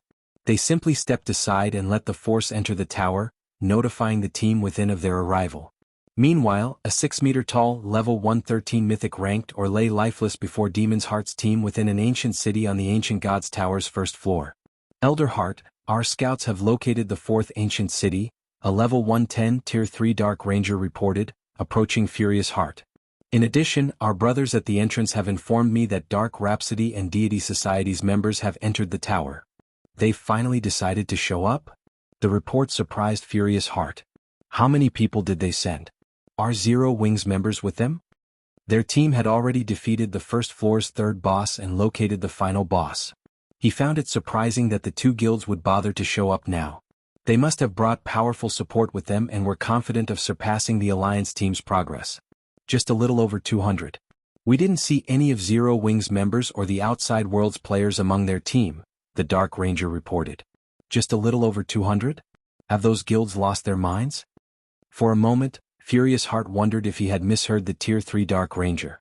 Demon's Heart's alliance had sent over 1,000 Tier 3 experts just to increase their chances of raiding the Ancient God's Tower. What could a measly 200-plus Tier 3 experts possibly accomplish? Read latest chapters at Wuxia World. Should we send our spies to find out more? The Dark Ranger asked. No need. To think they would dare enter the tower with so few players, do they think this is some kind of playground? Furious Heart said, shaking his head. Chuckling he continued, let them struggle. They're only fools if they thought they could rely on Zero Wing.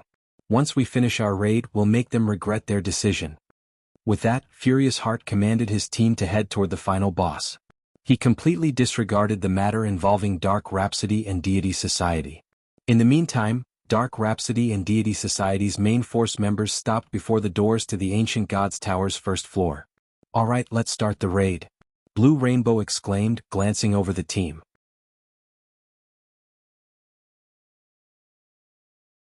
Chapter 2586, Surpassing Logic, Ancient Gods Tower Unlocked Dark World, Ancient Gods Tower. A team of over 1,000 players fought the wandering barbaric ores as they advanced across a gravel wasteland, but due to the high number of the ores, the team's progress was quite slow. From afar, it looked like the team was drowning in a sea of ores.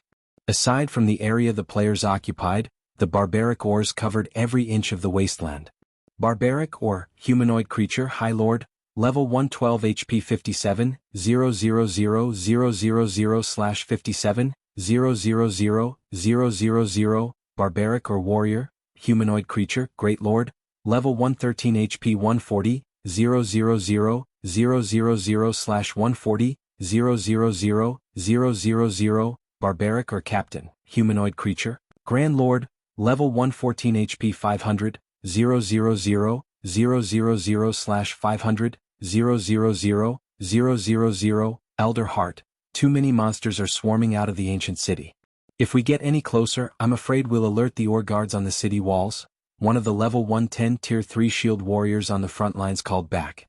Although the first 3 cities had been difficult to raid, none had had this many monsters. The 4th ancient city was home to at least 100,000 ores. If their team hadn't been entirely comprised of tier 3 experts, these barbaric ores and barbaric or warriors would have long since eliminated them. Why is this city so much harder? Furious Heart frowned, watching the barbaric or captains on the city walls. Gritting his teeth he commanded, everyone change formation. Prioritize the ores here before we continue. While their team was more than capable of dealing with level 114 Grand Lords, there were more than 30 Grand Lords stationed on the walls. In the outside world, such a force could effortlessly demolish guild towns. There were simply too many ores and or warriors for a team of their size to handle. With Furious Heart's command hanging in the air, the team moved out of their V formation into a block formation. The MTs and melee players held back the swarming ores, while the ranged players attacked from within the block's inner layer. Once everyone was in position, the team's magic class players began to chant long incantations. More than 100 gigantic magic arrays appeared above the ore force, blotting out the sky. 4 seconds later, the arrays had taken shape and rained fire, ice and lightning down on the ores below. Deafening explosions echoed across the gravel wasteland. By the time the last large-scale destruction spell came to an end, the surrounding terrain had transformed. Easily over 4,000 barbaric ore and barbaric or warrior corpses littered the deformed land. Nice. A team with plenty of large-scale destruction spells is awesome. I know, right? My usual team only has a few people with tier 3 large-scale destruction spells, yet we currently have over 100. I doubt even superpowers can field such a powerful team. It's a pity that the tower's monsters don't drop any loot and grant almost no EXP. Otherwise, we would have hit the jackpot. The various major powers experts were astonished at the carnage around them. They knew that Demon's Heart had gone around the Dark World, borrowing manpower from the various major powers to raid the Ancient Gods Tower and prioritizing players with tier 3 large-scale destruction spells. However, only a few players at a time had cast these spells during their prior battles. They hadn't been allowed to cast these spells simultaneously. The shock they felt after watching over 100 large-scale destruction spells go off at once was on a completely new level. The team members also realized how important players with such devastating spells were. They had to admit that these magical class players were walking cannons in large-scale combat. I wonder what Dark Rhapsody and Deity Society's people are thinking. I can't believe they're trying to race us to the final boss with just 200 plus players. Their full team is smaller than the number of players we have with tier 3 large-scale destruction spells, a tier 3 ranger said, laughing at the destruction around him. I doubt they have any idea how many large-scale destruction spellcasters we have on our team. If they knew, they'd likely just give up, a tier 3 elementalist added, chuckling. Dark Rhapsody and Deity Society were formidable guilds in the Dark World, but they weren't strong enough to compete with the combined might of the Otherworld's various major powers. Even the weakest member on the Alliance team was a Refinement Realm expert in full level 105 fine gold equipment. Even the various superpowers only had a few experts with such high equipment standards, yet every member of the Alliance team wore such equipment.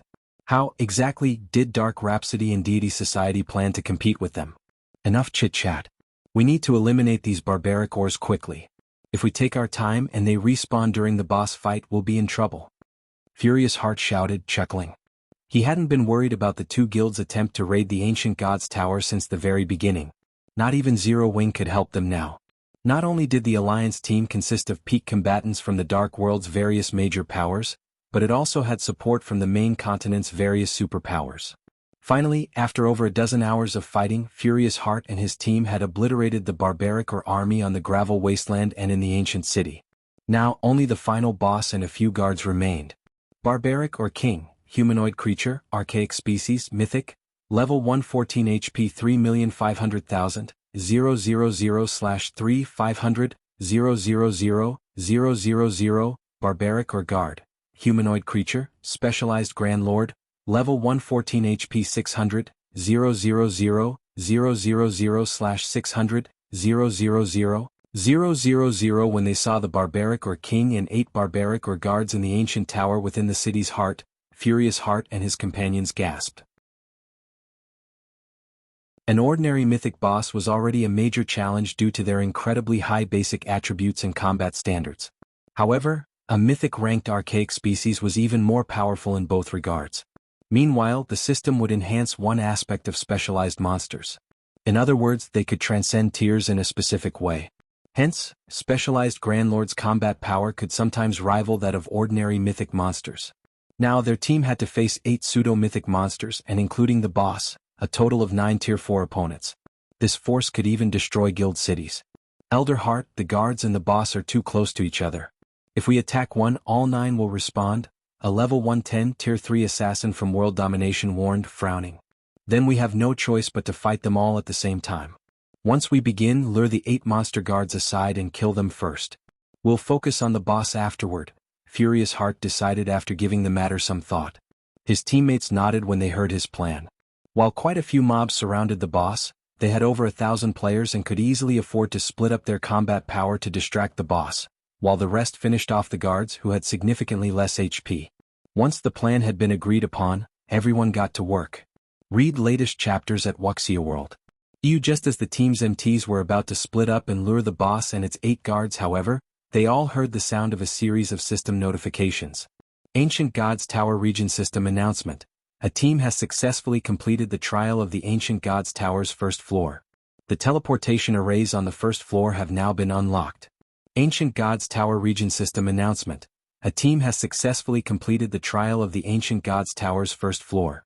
All players on the first floor will be automatically teleported to the first floor's inner sanctum in 3 minutes. Please make the necessary preparations. How is this possible?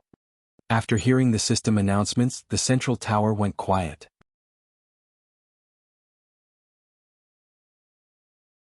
Chapter 2587, One Step Ahead? Frightening levels. We haven't even started on the boss, yet the trial's been cleared? Did another team get ahead of us?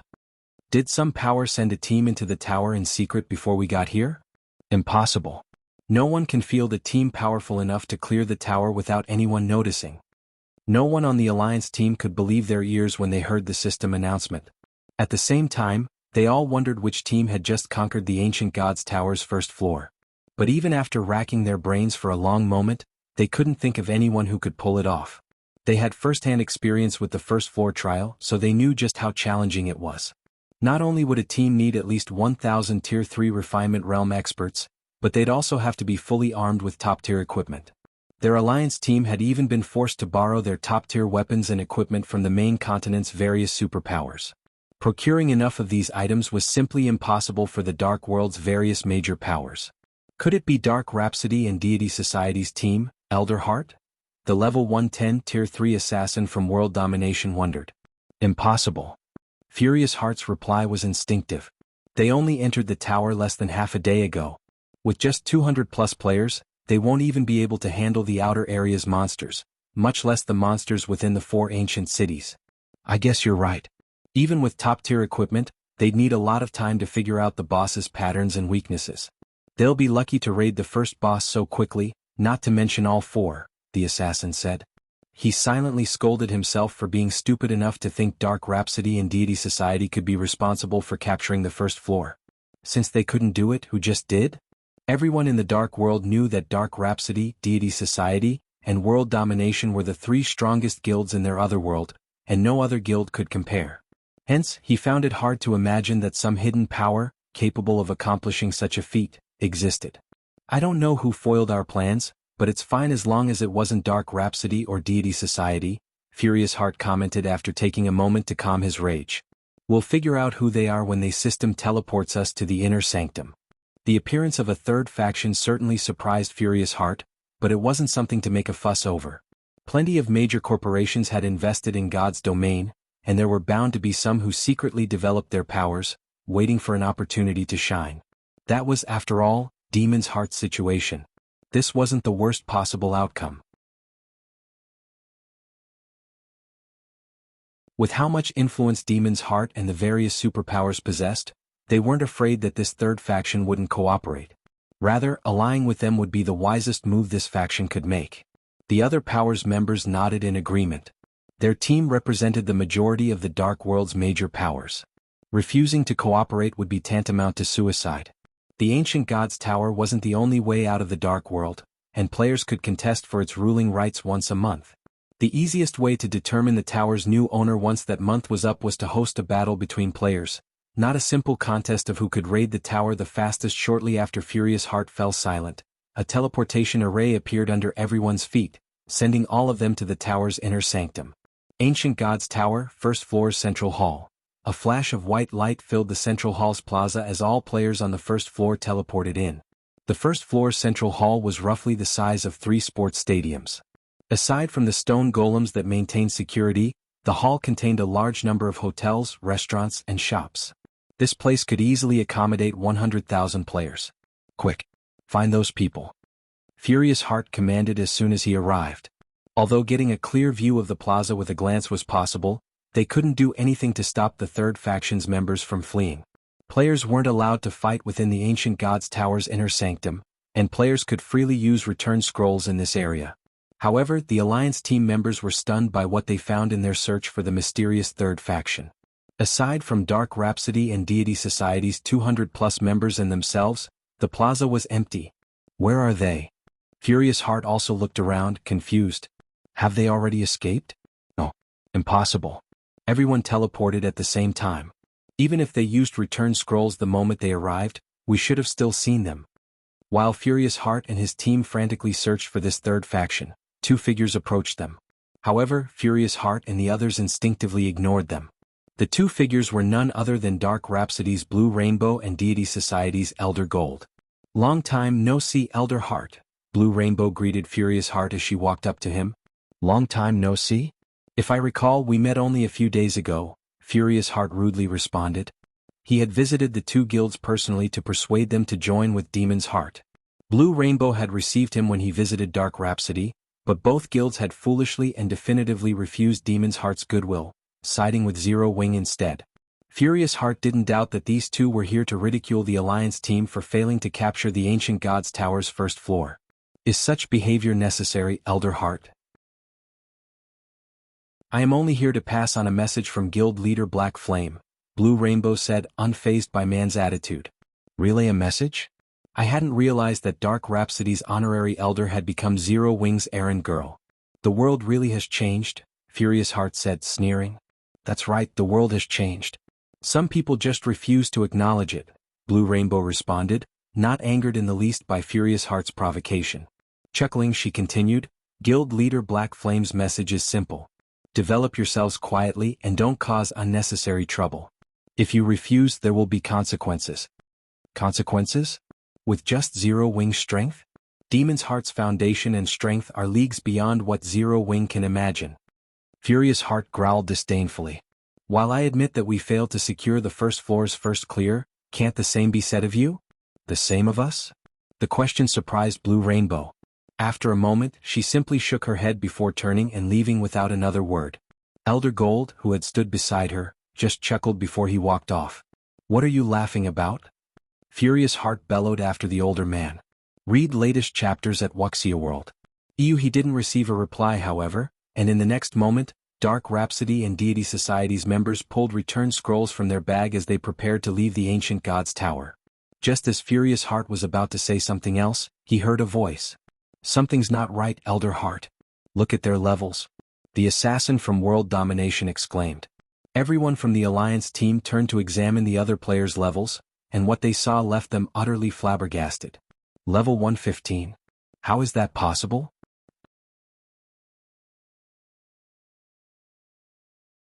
Chapter 2588, Inhuman Abilities. Dark World Shaken.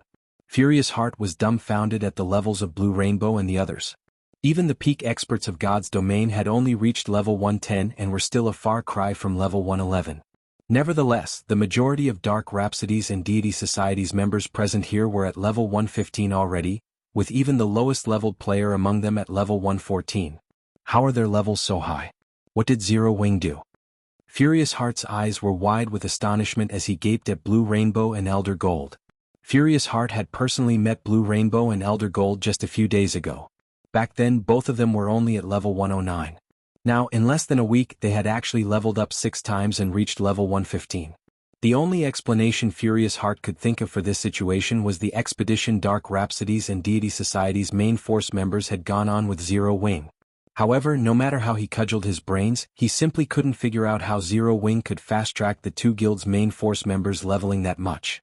Past level 100, leveling up became incredibly difficult. Even Tier 3 experts would need 2 or 3 consecutive days of relentless grinding to level up once. However, the two guilds' main force members had disappeared for just a little more than 3 days, yet every one of them had gained around 5 or 6 levels, which meant they leveled up nearly twice a day. Even a super guild mobilizing all of its available strength to help just one individual level up couldn't accomplish such a feat. Zero Wing, on the other hand, had done so for more than 200 players. Just what kind of resources and manpower would such a feat entail? Elder Heart, look at their equipment, the Tier 3 assassin from World Domination said, pointing at the gear of Dark Rhapsody's and Deity Society's members. When Furious Heart did as the assassin suggested, he gasped in shock. "Am I dreaming?" Furious Heart muttered. Previously, his attention had been fully occupied with searching for the supposed third faction that had captured the ancient god's tower. Hence, he had instinctively ignored the members of Dark Rhapsody and Deity Society. However, after scrutinizing the two guilds' members, he noticed that the majority of them wore secret silver equipment mixed in with some fine gold and dark gold equipment. In terms of rank, the two guilds' members' equipment couldn't even compete against that of the Alliance team members, who were fully geared in fine gold equipment. However, Furious Heart still felt an incredibly powerful pressure coming from the two guilds' members. Logically, this shouldn't be possible even with a 5-level disparity. The only explanation Furious Heart could think of for this situation was that the two guilds' members boasted level 115 plus weapons and equipment. In terms of basic attributes, level 110 secret silver equipment was roughly equal with level 105 fine gold equipment. Meanwhile, although players would gain some basic attributes from leveling up 5 times, the increase wouldn't rest carrot in a huge gap in basic attributes. At the very least, there needed to be a 1-rank difference for such a disparity to exist. Hence, the only logical explanation was that the secret silver equipment Dark Rhapsody and Deity Society's members were using was level 115. Currently, level 110 equipment was incredibly rare even for the various superpowers, while level 115 equipment was something nobody dared to dream of obtaining right now. After all, obtaining level 115 equipment required killing level 115 plus monsters. And generally, only monsters at the Great Lord rank or above had a chance of dropping secret silver equipment. Meanwhile, all 200-plus members of Dark Rhapsody and Deity Society's team were fully geared in level 115 secret silver equipment or better. This was simply ridiculous. Guild leader, it seems we really made the wrong choice. The level 110 assassin from World Domination could not help a bitter smile as he gazed at Blue Rainbow and the others. A third faction capturing the ancient god's tower? That was merely their arbitrary wish. In reality, the ones responsible for capturing the ancient god's tower were none other than the joint team of Dark Rhapsody and Deity Society. However, the only reason why the two guilds succeeded was Zero Wing's help. Meanwhile, just because of Zero Wing's help, Dark Rhapsody and Deity Society had gone from being inferior to world domination to surpassing world domination by a large margin. In fact, Dark Rhapsody and Deity Society were now at a level where world domination could only look up to them in awe. With the two guilds having captured the Ancient Gods Tower, it was already obvious that they would experience tremendous development in the Dark World. In the future, the two guilds would definitely become the rulers of the Dark World. Meanwhile, after their conquest of the Ancient Gods Tower, Blue Rainbow and Elder Gold did not place any more attention on the tower, making their way back to their respective headquarters to rest instead. After all, they didn't need to manage the tower. Currently, the only option the Dark World's various powers and players had to leave the Dark World was the teleportation gate connected to Cold Spring Forest. As for using the Ancient Gods Tower's teleportation arrays, that would simply be a waste of time and resources. After all, they would first have to transit through another otherworld to get to the main continent. Shortly after Blue Rainbow and the others left the Central Hall, news of Dark Rhapsody and Deity Society capturing the Ancient Gods Tower also started spreading like wildfire across the entire Dark World. For a time, the Dark World was in an uproar. How is this possible? Didn't they say that Demon's Heart allied with the various major powers to raid the Ancient Gods Tower? Those two guilds are that strong now. Dark Rhapsody and Deity Society actually took control of the Ancient Gods Tower. With this, it seems that everyone in the Dark World will have to listen to those two guilds. Seeing as not many people are joining those two guilds now, let's use this opportunity to join them quickly, while we can still do so easily. At the news of Dark Rhapsody and Deity Society's achievement, some players celebrated while others felt disappointed. Nobody had ever entertained the thought of such an outcome. The alliance that Demon's Heart formed with the Dark World's various major powers had actually suffered defeat. This outcome solidified Dark Rhapsody and Deity Society's position as the top two guilds of the Dark World. Now, the dissatisfaction of the Dark World's many players no longer mattered. Nobody would be able to stop the two guilds' development. Trying to do so would simply be suicide. After all, the two guilds could easily prevent their enemies from ever setting foot outside the Dark World. While players could grind and level up inside the Dark World, it was sorely lacking in level 100+ resources. Players restricted to grinding in the Dark World would experience extremely slow leveling speeds. If this situation continued over a long period, the gap between the two guilds' members and those barred from leaving the Dark World would only widen. Meanwhile, among the Dark World's players, the ones most surprised by this outcome would have to be the members of Dark Rhapsody and Deity Society, especially the upper echelons and guild leaders of the two guilds. However, what truly surprised the upper echelons and guild leaders of the two guilds wasn't the successful capture of the Ancient Gods Tower's first floor but the levels and equipment of Blue Rainbow, Elder Gold, and the others. With such levels and equipment, no power would be capable of contending against their two guilds even on the main continent, much less in the Dark World. However, only Blue Rainbow, Elder Gold, and the members of the two guilds' main forces knew that, in reality, their greatest gains from partnering with Zero Wing weren't these things but the exotic legacy potions they obtained. Due to the exotic legacy potion and the Freedom Hotel's effects, every member of their team had successfully unlocked 40% of their mana body's potential on average. As for Blue Rainbow and Elder Gold, the two of them had even managed to release 60%, only 40% away from fully unlocking their mana bodies. Cold Spring Forest, Stone Forest City, Freedom Hotel, Guild Leader, this is terrible. Now, not only have Dark Rhapsody and Deity Society taken control of the Ancient Gods Tower, but their main force members are also far ahead than ours in both levels and equipment. At this rate, I'm afraid. A level 110 Tier 3 assassin from World Domination said worriedly to Dawn Dominance, who was currently resting inside the Freedom Hotel, through a video chat. It seems I really underestimated Zero Wing. I never thought that it would possess such capabilities. Those two guilds sure have found themselves a powerful backer this time, Dawn Dominance remarked, his mood indescribably calm despite having read his subordinate's report regarding Dark Rhapsody and Deity Society's achievements. His reaction made it seem as if this matter was completely unrelated to him. In fact, a faint smile even graced his face right now. Guild leader? The Tier 3 assassin was confused when he saw Dawn Dominance's reaction. I admit that Zero Wing is very powerful. However, Zero Wing's era will end very soon, Dawn Dominance said, chuckling. Guild leader, do you have some method to deal with Zero Wing and the two other guilds? The assassin asked, curious.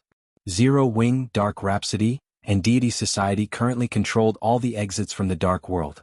The daily growth of the three guilds was no laughing matter. He found it truly hard to imagine that world domination had some way to oppose Zero Wing. "Take a look at this," Dawn Dominance said, his smile widening as he took out a dark gray crystal ball and displayed it through the video chat.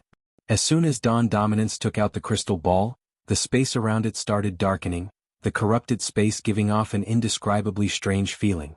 In fact, even space itself started cracking, due to the evil energy the crystal ball released.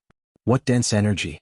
It can practically rival the energy in 7 luminaries crystals. The assassin exclaimed in shock. "I need you to do something for me. Take this crystal and harvest the lives of the Dark World's players. Harvest as many as you can. Once this crystal has collected enough energy, it'll be the end of Zero Wing and those 2 other guilds." Dawn Dominance said. "Understood. I'll get it done right away." The assassin nodded before disconnecting the call. Read latest chapters at Wuxia World. EU. In the meantime, when the main continent's various superpowers found out that Dark Rhapsody and Deity Society had taken control of the Ancient Gods Tower, they could not help feeling surprised at Zero Wing's capabilities. As for Shi Feng, after resting sufficiently, he returned to Starmoon Kingdom's White River City. White River City, Adventurers Association, 2nd floor VIP reception room. "Lord Bronze Legatee, how may I be of service?" Senior Administrator Lorraine asked, smiling as she entered the room. "I wish to transfer the Lost Town under my name to the Ten Saints Empire's Demon Wolf Mountain Range. May I know if that is possible?" Shi Feng asked her. The loot from raiding Poison City included not only excellent equipment and materials but also a town transfer order for level 100+ maps. Now that Stone Forest City had already taken root in Cold Spring Forest, it should not be moved casually. However, to ensure that he could travel between the 2 main continents consistently, he needed to establish a stronghold in the Demon Wolf Mountain Range as well. Moreover, this stronghold had to remain a secret. After giving the matter some thought, he felt that the Lost Town was the best option.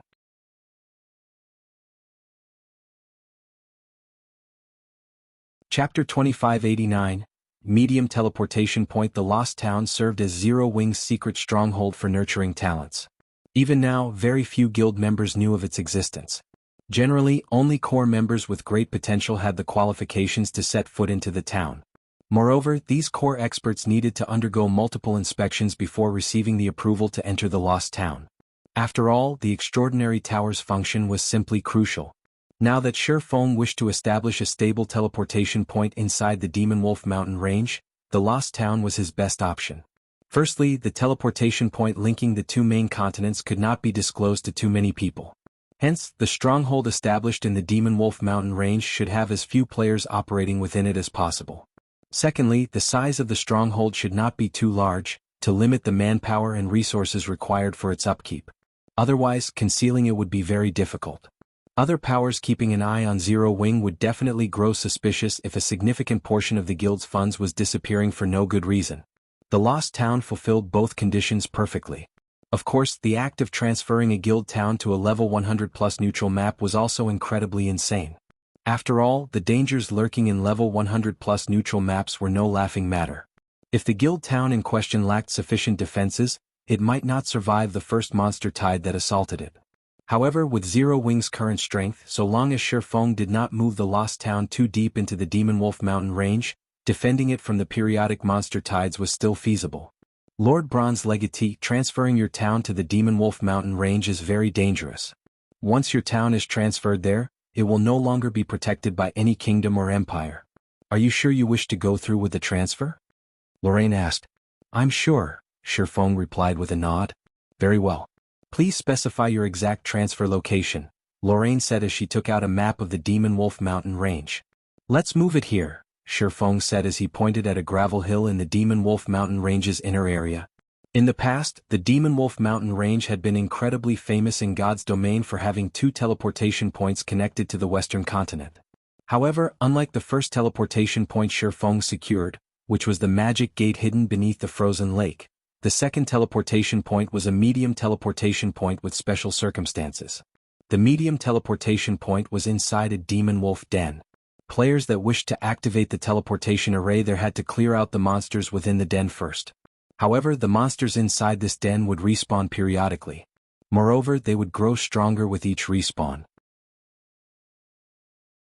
In addition, nobody could truly take control of the teleportation point, so once the gate was activated, any player could make use of the gate so long as they had sufficient magic crystals.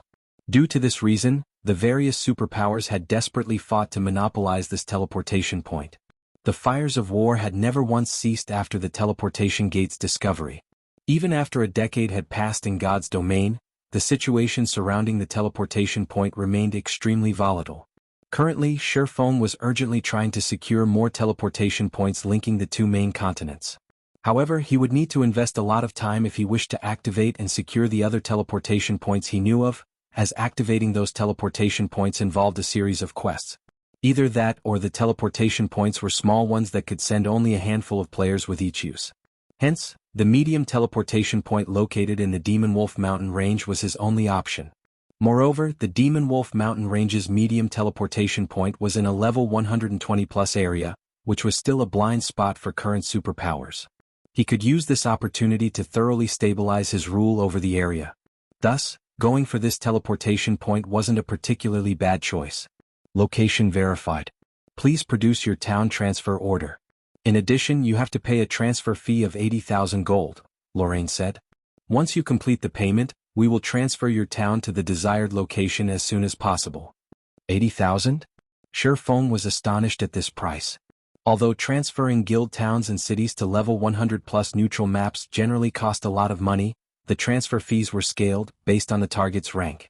Meanwhile, the Lost Town was merely a basic town, yet it cost 80,000 gold to transfer it to the Demon Wolf Mountain range's inner area. This was completely outside of his expectations. If he were transferring a basic city instead of a basic town, the transfer would most likely bankrupt him. That's right. Not only is the location you have selected far, but it is also somewhat special. Hence, the transfer fee is slightly more expensive. However, please rest assured that the additional charges we collect are fair and reasonable, Lorraine said, smiling. All right. Here is the town transfer order and 80,000 gold, Shifeng answered as he passed the document and the funds to Lorraine.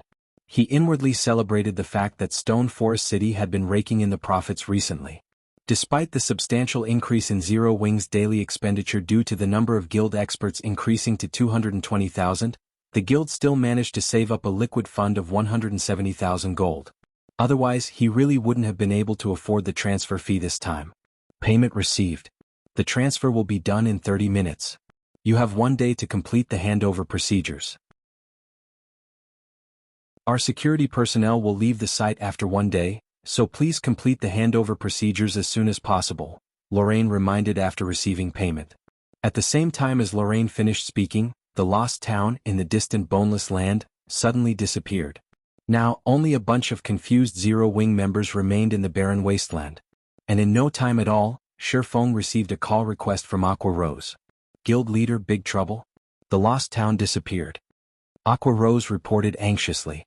The Lost Town was Zero Wing's secret training ground for nurturing expert players. Although the town currently housed only several hundred players, all the experts that successfully reached the Truth Realm were more adept at fighting against monsters than even Refinement Realm experts. The only problem was that the players being nurtured at the Lost Town were all very low-leveled newcomers.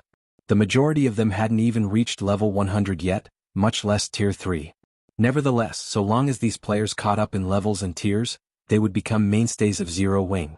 And with the help of these players, Zero Wing would finally gain the qualifications to stand toe-to-toe with the various superpowers. Hence, the Lost Town's sudden disappearance would have a significant impact on Zero Wing's future development. It's fine. I did it, Shifeng said, chuckling. Shifeng's words confused Aqua Rose. You made it disappear? The Lost Town was serving its purpose just perfectly, so why did Shifeng make it disappear right when Zero Wing was rapidly expanding its scale of operations? The guild needed to nurture plenty of expert players to ensure normal operations. I transferred the Lost Town to the Demon Wolf Mountain Range's inner area. In the future, we wouldn't have to worry about the trainees sacrificing their levels to improve their combat standards, Shifeng said, nodding. The Demon Wolf Mountain Range's inner area? Isn't that a level 120 grinding spot? Aqua Rose's eyes widened in shock when she heard Shifeng's statement. She felt that he was simply insane for carrying out the transfer. Level 100+ maps were incredibly dangerous. This was especially so for the Demon Wolf Mountain range. Transferring Stone Forest City into Cold Spring Forest had been incredibly risky. Fortunately, there was the Night Division. With the Night Division's strength and the city's defensive capabilities, they were able to cope with the monster tides. In fact, the Night Division even took the initiative to wipe out any approaching monster tides. The Lost Town, on the other hand, was only a basic town. Its defensive capabilities were pitifully weak. Even though Zero Wing had strengthened the town repeatedly and constructed plenty of defense turrets and arrow towers as well as a defensive wall, the Lost Town was still a basic town. Without the protection of an NPC kingdom or empire, it would face destruction very quickly. Relax. It should be able to hold against the monster tides, Shifeng said, understanding Aqua Rose's concern. But that's a level 120 neutral map. Despite Shifeng's reassurance, Aqua Rose still could not help worrying. After all, the Lost Town did not have the protection of a Night Division. Right? How is the collection of the disabled guards coming along? Shifeng asked, changing the topic. The collection of the disabled guards is progressing relatively smoothly. We have over 100 of them already. As per your instructions, we gathered only those with growth potentials above 20. However, even the strongest one only has 32 growth potential, Aqua Rose said. Read latest chapters at Wuxia World. You that many already? Shifeng was surprised when he heard Aqua Rose's report. Gather them all at the residence immediately. It's about time we put them to work. Previously, although he had strengthened plenty of personal guards using the Ancient Gods literature fragment, they were still far from sufficient for Zero Wing's needs. However, collecting the soul essences necessary for soul strengthening was not an easy task. Moreover, NPCs with high growth potential were incredibly rare. Since locating the last batch of NPCs until now, Zero Wing had barely found any NPCs with high growth potential. This could also be said to be the literature fragment's limitation. However, the Tree of Life's Water of Life was different. Not only could it raise the growth potential of NPCs slightly, but it could also resurrect dead NPCs or heal heavily injured NPCs within a short time. The Water of Life was mana from heaven for NPCs that had their growth potential drastically reduced due to heavy injuries. After Shifeng finished speaking, he took out a guild transfer scroll and immediately teleported back to Stone Forest City. Chapter 2590 Water of Life's effects. Stone Forest City, Zero Wing's residence. Inside the residence's large conference room, over 100 NPCs exuding despondent and listless auras currently stood in line. These NPCs were either crippled or civilians with extremely weak life auras. As for clothing, they wore either battered armor or tattered linen clothes. And even the highest leveled person among them was just a little over level 50, with the lowest leveled person being level 20. Due to the presence of these NPCs, the gorgeous conference room looked more like a refugee camp. Guild leader, everyone's here, Aqua Rose reported as she approached Shifeng. Do you really plan on using the precious Water of Life on these people? At this point, she had already found out about the Tree of Life planted in the Freedom Hotel's top-floor courtyard because, during Shifeng's absence, 3 other people were tasked with ensuring the courtyard's normal operation. She was one of those people. Back when she first saw the fragmented divine artifact-ranked Tree of Life, her mind had frozen in shock. She had never dreamed that the guild she belonged to was so amazing. Currently, the various superpowers of God's domain didn't even possess legendary items yet, let alone fragmented divine artifacts. Zero Wing, however, had a fragmented divine artifact. Moreover, the Tree of Life could even produce 17 drops of Water of Life daily. The Water of Life was an incredibly precious item that was obtainable only by luck in God's domain. After all, the Water of Life could be used to resurrect dead NPCs. For the various powers who were extremely worried about their personal guards dying, the Water of Life was an absolute treasure. After all, personal guards were far more powerful than players, capable of feats that were beyond current players' capabilities. Only, obtaining a few drops of Water of Life was an incredibly difficult task even for the superpowers. As a result, the superpowers did not dare to casually field their personal guards on risky operations. Zero Wing, however, produced 17 drops of Water of Life each day. Hence, they wouldn't have to worry about losing their powerful personal guards at all and could freely deploy these NPCs on all kinds of quests and expeditions. However, even for the current Zero Wing, the daily production of 17 drops of Water of Life was still a little too low for the guild's needs. If they needed to heal these 100+ NPCs, they would have to expend the entire stockpile they had accumulated thus far. It might be fine if they were spending all their water of life on healing NPCs with high growth potential, but the NPCs gathered here were all NPCs with very poor growth potential. Even if they recovered to peak condition, their growth potential wouldn't increase by much. Using the water of life on these NPCs would simply be a waste. I want to test my luck, Shifeng said, smiling when he saw the reluctance on Aqua Rose's face. Test your luck. Shifeng's answer exasperated Aqua Rose. While testing one's luck was fine, doing so at the cost of water of life was simply an extravagance. If God's domain's various powers heard about this, they would definitely go crazy and try to choke Shifeng to death. You never know what we'll get, Shifeng retorted, chuckling. In any case, it's a waste to let the water of life simply sit in storage doing nothing. Spending water of life to heal these crippled NPCs was indeed prodigal. However, nobody could guarantee that these NPCs would remain mediocre after they recovered to their peak. Moreover, he didn't have Aqua Rose randomly gather injured NPCs either. Instead, he had her select injured NPCs that were at tier 3 or above. At the same time, these NPCs also needed to have a growth potential of 20 or higher. In God's domain, any NPC capable of reaching tier 3 would not possess a low growth potential.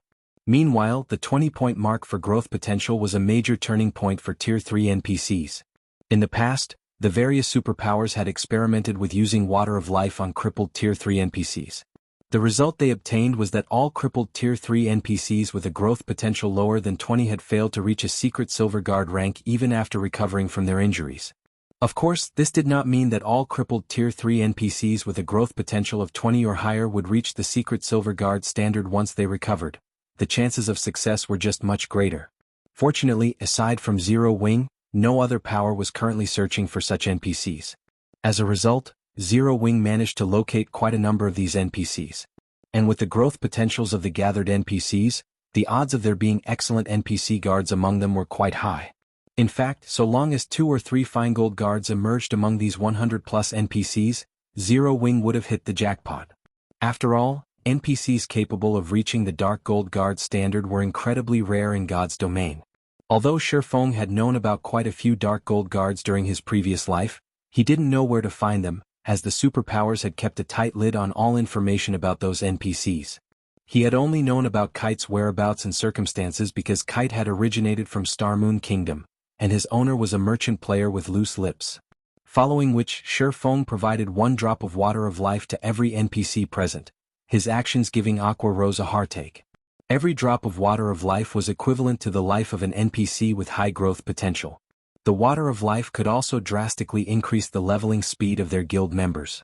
The guild could raid mythic field bosses without worrying about the price necessary to do so. These 100-plus drops of water of life could easily elevate the strength of Zero Wing's main force to a whole new level.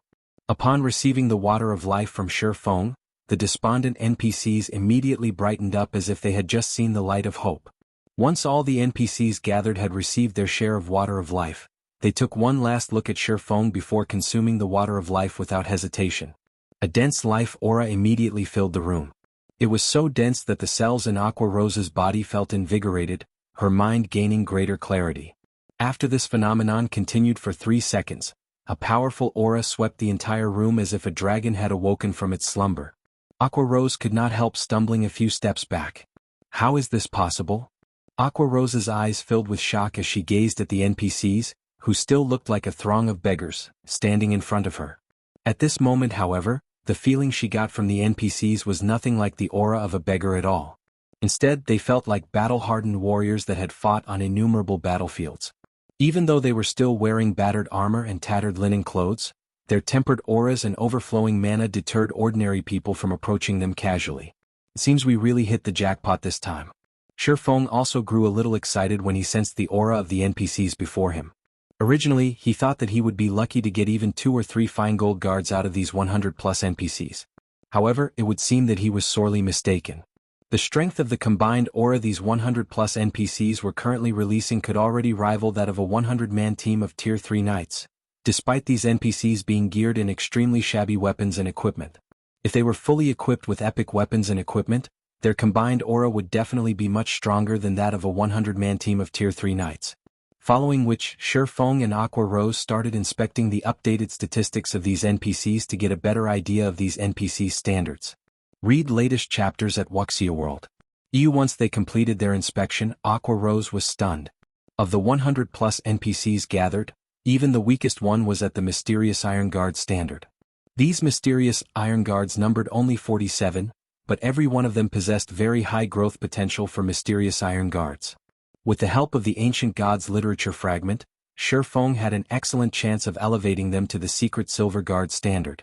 As for the remaining 57 NPCs, 49 of them were Secret Silver Guards, 6 were Fine Gold Guards and 2 were Dark Gold Guards.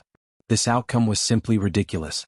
While Aqua Rose stared at the 2 Dark Gold Guards, Shifeng's focus was on an elderly man clad in gray robes. Despite this elderly man's growth potential being only at the Secret Silver Guard standard, Shifeng's eyes glowed with astonishment as he gazed at him. A Tier 4 Great Wizard?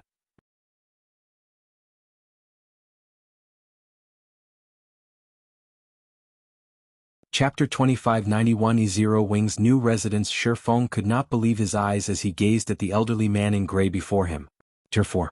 This was a bona fide powerhouse, an individual that stood at the apex of God's domain.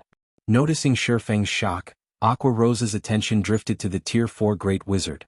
At first she had been surprised, but disappointment quickly followed. She had just noticed the elderly man's growth potential. What a pity, Aqua Rose said, sighing. Tier 4 is amazing, but his Secret Silver ranked growth potential will hold him back. Normally, Bronze and Mysterious Iron Guards hit their limit at Tier 3. While Secret Silver Guards were stronger than Bronze and Mysterious Iron rank, they would hit a wall at Tier 4, with minuscule chances of making it to Tier 5. More of God's Domain's players hit Tier 3 every day, and it wouldn't be long before the various superpowers peak experts began to challenge their Tier 4 promotion quests. Once they completed those quests, Tier 4 NPCs' power would become quite limited, especially that of Tier 4 Secret Silver Guards. A Tier 4 Secret Silver Guard's combat power was only on par with a Tier 4 peak expert in full top-tier equipment. They might be strong, but they weren't invincible. A pity? Shifeng shook his head and laughed, but he didn't bother to say more. We've gotten so lucky this time, Guild Leader. We now have 2 more Dark Gold Guards, a Guardian Knight and an Oracle. If your 2 guards participate, you could form a well-rounded raid party to take down high-ranked field bosses, Aqua Rose delightedly reported. Shifeng was one of White River City's counts, so he had the authority to recruit 4 personal guards. If he accepted these new Dark Gold Guards, he could use his 4 guard slots to their maximum efficiency. Dark Gold Guards were incredibly rare. Most, if not all, superpowers didn't even have one. I'll pass on these 2 Dark Gold Guards. You and Snow will each nurture one. Both of you are counts too, so you should have some extra slots, Shifeng said, shaking his head. I'll take this gray-clad elder. Dark Gold Guards were extremely useful, especially when players wouldn't have to worry about dying. Forming a standard 4-man raiding party with only Dark Gold or better guards would be a dream. However, he almost always operated alone. Rather than take the 2 Dark Gold Guards for himself, Gentle Snow and Aqua Rose could make better use of them. The 2 women frequently led grinding teams and dungeon raids. A Dark Gold Guard would greatly enhance their respective team strength. But Guild Leader, that elder is only a Secret Silver Guard. Shifeng's decision surprised Aqua Rose. Shifeng was Zero Wing's Guild Leader, role model and face. Even if he didn't want the 2 Dark Gold Guards, he should at least take a Fine Gold Guard. Picking a Secret Silver Guard, even a Tier 4 Great Wizard, would make him a laughingstock. A Secret Silver Guard is quite powerful, Shifeng said, chuckling. He is also a Tier 4 Great Wizard. He could serve as a magistrate in a major city in any kingdom or empire. He is a true powerhouse in God's domain. Aqua Rose only saw Secret Silver Guards as worthless due to the fact that Zero Wing had more than 30 Fine Gold Guards, but even the various superpowers wouldn't have more than 2 or 3 Fine Gold Guards at this stage of the game. Some had even fewer than that. Normally, the various superpowers treated Secret Silver Guards like their own children, not to mention a guard that had already reached Tier 4. It should be known that Secret Silver Guards only had a chance of reaching Tier 4. Their success wasn't guaranteed. Tier 4 wasn't just a major turning point for players, but for NPCs as well. Reaching Tier 4 was an incredible feat for all in God's domain. Not even Fine Gold Guards were guaranteed to reach Tier 4. They merely had a higher chance. Based on past players' collected statistics, Fine-Gold Guards only had a 30% chance of completing their Tier 4 promotion quest. Dark Gold Guards' chances were roughly around 40%. Of course, even if a personal guard failed their Tier 4 promotion quest, they could challenge it again. Players would only have to invest more resources to boost their strength. However, challenging the Tier 4 promotion quests was a time-consuming process for both players and NPCs. Personal guards would have to wait a full month before they could challenge the quest after failing it. Hence, it was easy to imagine how much time it would take to nurture a Tier 4 NPC. As for recruiting a Tier 4 NPC as one's personal guard, that was simply unheard of. Shifeng hadn't heard of a single player recruiting a Tier 4 NPC. At best, some had recruited Tier 3 NPCs. If he revealed this elderly man's information, the various superpowers would likely die with envy. While the gray-clothed wizard's growth potential was somewhat lacking compared to Dark Gold Guards, Shifeng wasn't concerned. He had plenty of items that could raise an NPC's growth potential, and this old man's was on the high end for Secret Silver Guards. With a little effort, upgrading him to Fine Gold rank was entirely possible. Following which, Shifeng recruited the elderly man as one of his personal guards. Versailles, Yifeng's personal guard, gender, male age, 76 loyalty, 75 growth potential, 74 level 112 class, Tier 4 Great Wizard. When she saw Versailles' statistics, Aqua Rose was speechless. After recovering, the other Tier 3 NPCs had climbed to, on average, level 120.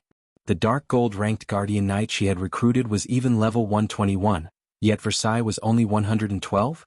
Versailles hadn't even reached the level required to challenge the Tier 4 promotion quest. He was also a much lower level than mainstream personal guards. It's almost time. The Lost Towns transfer should be complete by now. Gather the main force members immediately, as well as all of the potential newcomers and core members, who have signed our confidentiality contract. From now on, the Lost Town will be our developmental headquarters, Shifeng said as he glanced at the time. Is that all, guild leader? What about the Lost Town's security? Aqua Rose asked worriedly. The Demon Wolf Mountain Range was a far more dangerous place than Cold Spring Forest, so defending a stronghold there would be a much greater challenge. Moreover, the Lost Town wasn't a basic city, only a basic town. Yet, Shifeng only wanted to station the guild's contracted recruits and core members.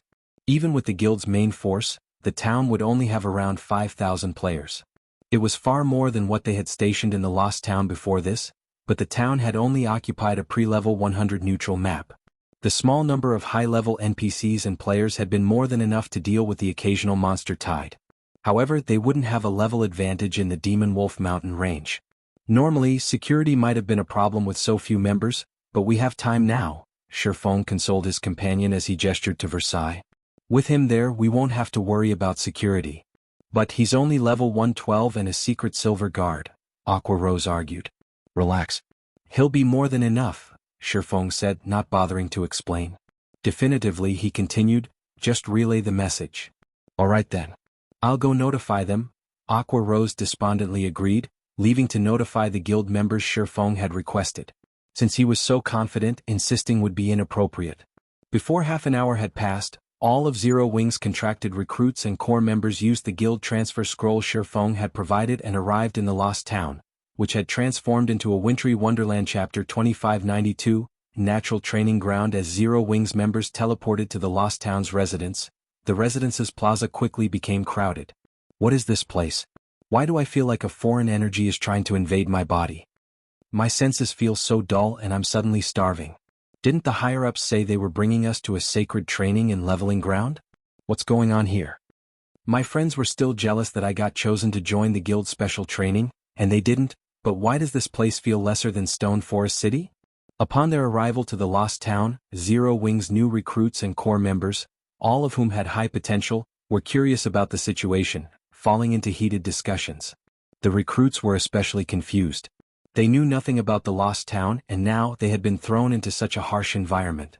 They couldn't bring themselves to believe this was a sacred training ground. Just surviving in this town long-term would be a problem. The situation began to worry Aqua Rosen. The town's new location was nothing like what she had imagined. Even Tier 3 players like herself would struggle to survive here, much less the guild's latest trainees who hadn't yet reached Tier 3. Needless to say, training and fighting the random monster tides would be nearly impossible. Players would be fortunate to exhibit their normal combat standards in such a severe area, much less improve their combat standards. During her previous visit to the Demon Wolf Mountain Range, she had stayed in the neutral map's outer region, where the environment hadn't been particularly harsh, but now that she stood in the inner region she felt sluggish, and her senses had considerably dulled. The constant hunger assaulting her mind and body was also quite uncomfortable. Most importantly, the mana here felt like an icy hell. Violent, ice-type mana filled the area, and Aqua Rose could sense scant amounts of other elements. Manipulating mana in this zone would be almost impossible. When players couldn't manipulate mana, how were they supposed to improve? Guild leader, you don't intend these Tier 2 members to remain here for their training, do you? Blue Frost anxiously asked Shifeng. Blue Frost recognized the area as the Demon Wolf Mountain Range's inner region and knew that the lowest leveled monster was level 120. This would be an amazing area to level and train for players of his tier and level, but Zero Wing's new recruits and Tier 2 members would only waste their time here. These members were Zero Wing's future. Sending them to such a place to waste their time would cost the guild. Remain here for their training? Shaking his head, Shifeng said, such a wonderful thing isn't possible. Shifeng's reply confused Blue Frost. He couldn't understand what was so wonderful about this frozen hellscape. Shifeng didn't explain his statement, however. Instead, he met with the Adventurers Association's NPCs to complete the handover procedures. Once complete, the NPCs promptly left the lost town, making the already desolate town even more lonely. At that point, the sound of a system announcement rang in everyone's ears. Lost Town Region System Announcement. The town's new location is subject to a mysterious curse. Wraiths will absorb the excess mana players radiate, transforming into monsters. Please be wary of these monsters' attacks. Shortly after the system announcement ended and before Zero Wing's members could digest the information, translucent, humanoid ghosts started to manifest around some of Zero Wing's members. These humanoid ghosts appeared to be clones of the players they stood by. They even had the same levels as their human counterparts. The moment their forms were complete, these ghosts attacked the players. Not understanding what was happening, everyone was stunned. Fortunately, they were all Zero Wing experts, and although their levels and tiers weren't up to standard, they commanded expert combat standards. Even the weakest player there could reach the trial tower's 5th floor. They had no trouble responding to the ghosts' attacks appropriately. Meanwhile, the players who hadn't been attacked joined the fray, targeting the ghosts near them. After a moment, however, something else surprising occurred. The ghostly clones had the same combat standards as their human counterparts. Moreover, other players' attacks proved utterly ineffective. Your official training begins now. Be careful of the ghosts that will appear beside you. No one, other than the player the ghosts copy, can do anything to them. If these ghosts kill you, not only will you lose a level but you won't be able to log in for a day. Shifeng warned as he watched Zero Wing's members fight these phantom monsters. The Demon Wolf Mountain Range was no ordinary location. The map's inner region was actually considered a forbidden land. Every forbidden land in God's domain has some mechanic that made survival particularly difficult. The Demon Wolf Mountain Range's inner region had this curse. Shifeng neither knew exactly what this curse was, nor did he know who was responsible for it, but he knew that an endless stream of ghosts would appear to attack and harass any player resting within a town or city established in this area, preventing anyone from remaining in the region long-term. Zero Wing's many members gasped when they heard Shifeng's warning. How was this training? This was simply an execution. They had now fought these ghosts, so they knew the spirits had the same combat standards as the players they cloned. Unlike players, however, the ghosts weren't affected by the harsh environment. Hence, the monsters commanded their players' peak combat power. In other words, the ghosts were stronger than the cloned players. To make matters worse, they would lose a full level and be banned from the game for a full day if they died. Just how were they supposed to catch up with mainstream experts in this situation? While many of his guildmates complained to themselves, Blue Frost, who was engaged in a bitter battle with his ghost, realized something and excitement flashed in his eyes. Players were at a disadvantage against these ghosts, and they couldn't even manipulate the ambient mana due to its violent, biased nature. The only option they had left was to find a way to manipulate and use the mana within them to defeat the phantom clones. Since these ghosts mimicked both the player's behavior and combat standards, players could also predict their opponent's moves in certain situations. With this thought in mind, Blue Frost found his ghost counterpart much easier to fight. He also discovered many of his own flaws, killing two birds with one stone. Unfortunately, these fights wouldn't benefit Tier 2 players as much as it did Tier 3 players like himself. However, Tier 2 players could still use their skills and spells in this harsh environment, where Tier 3 players struggled. As long as Tier 2 players steadily trained their combat standards and skill and spell completion rates, they were more than capable of defeating their ghosts. Not only weren't these ghosts the problem they had all assumed, but they were also the perfect training partners for experts like them. Only, this kind of training was a little too risky.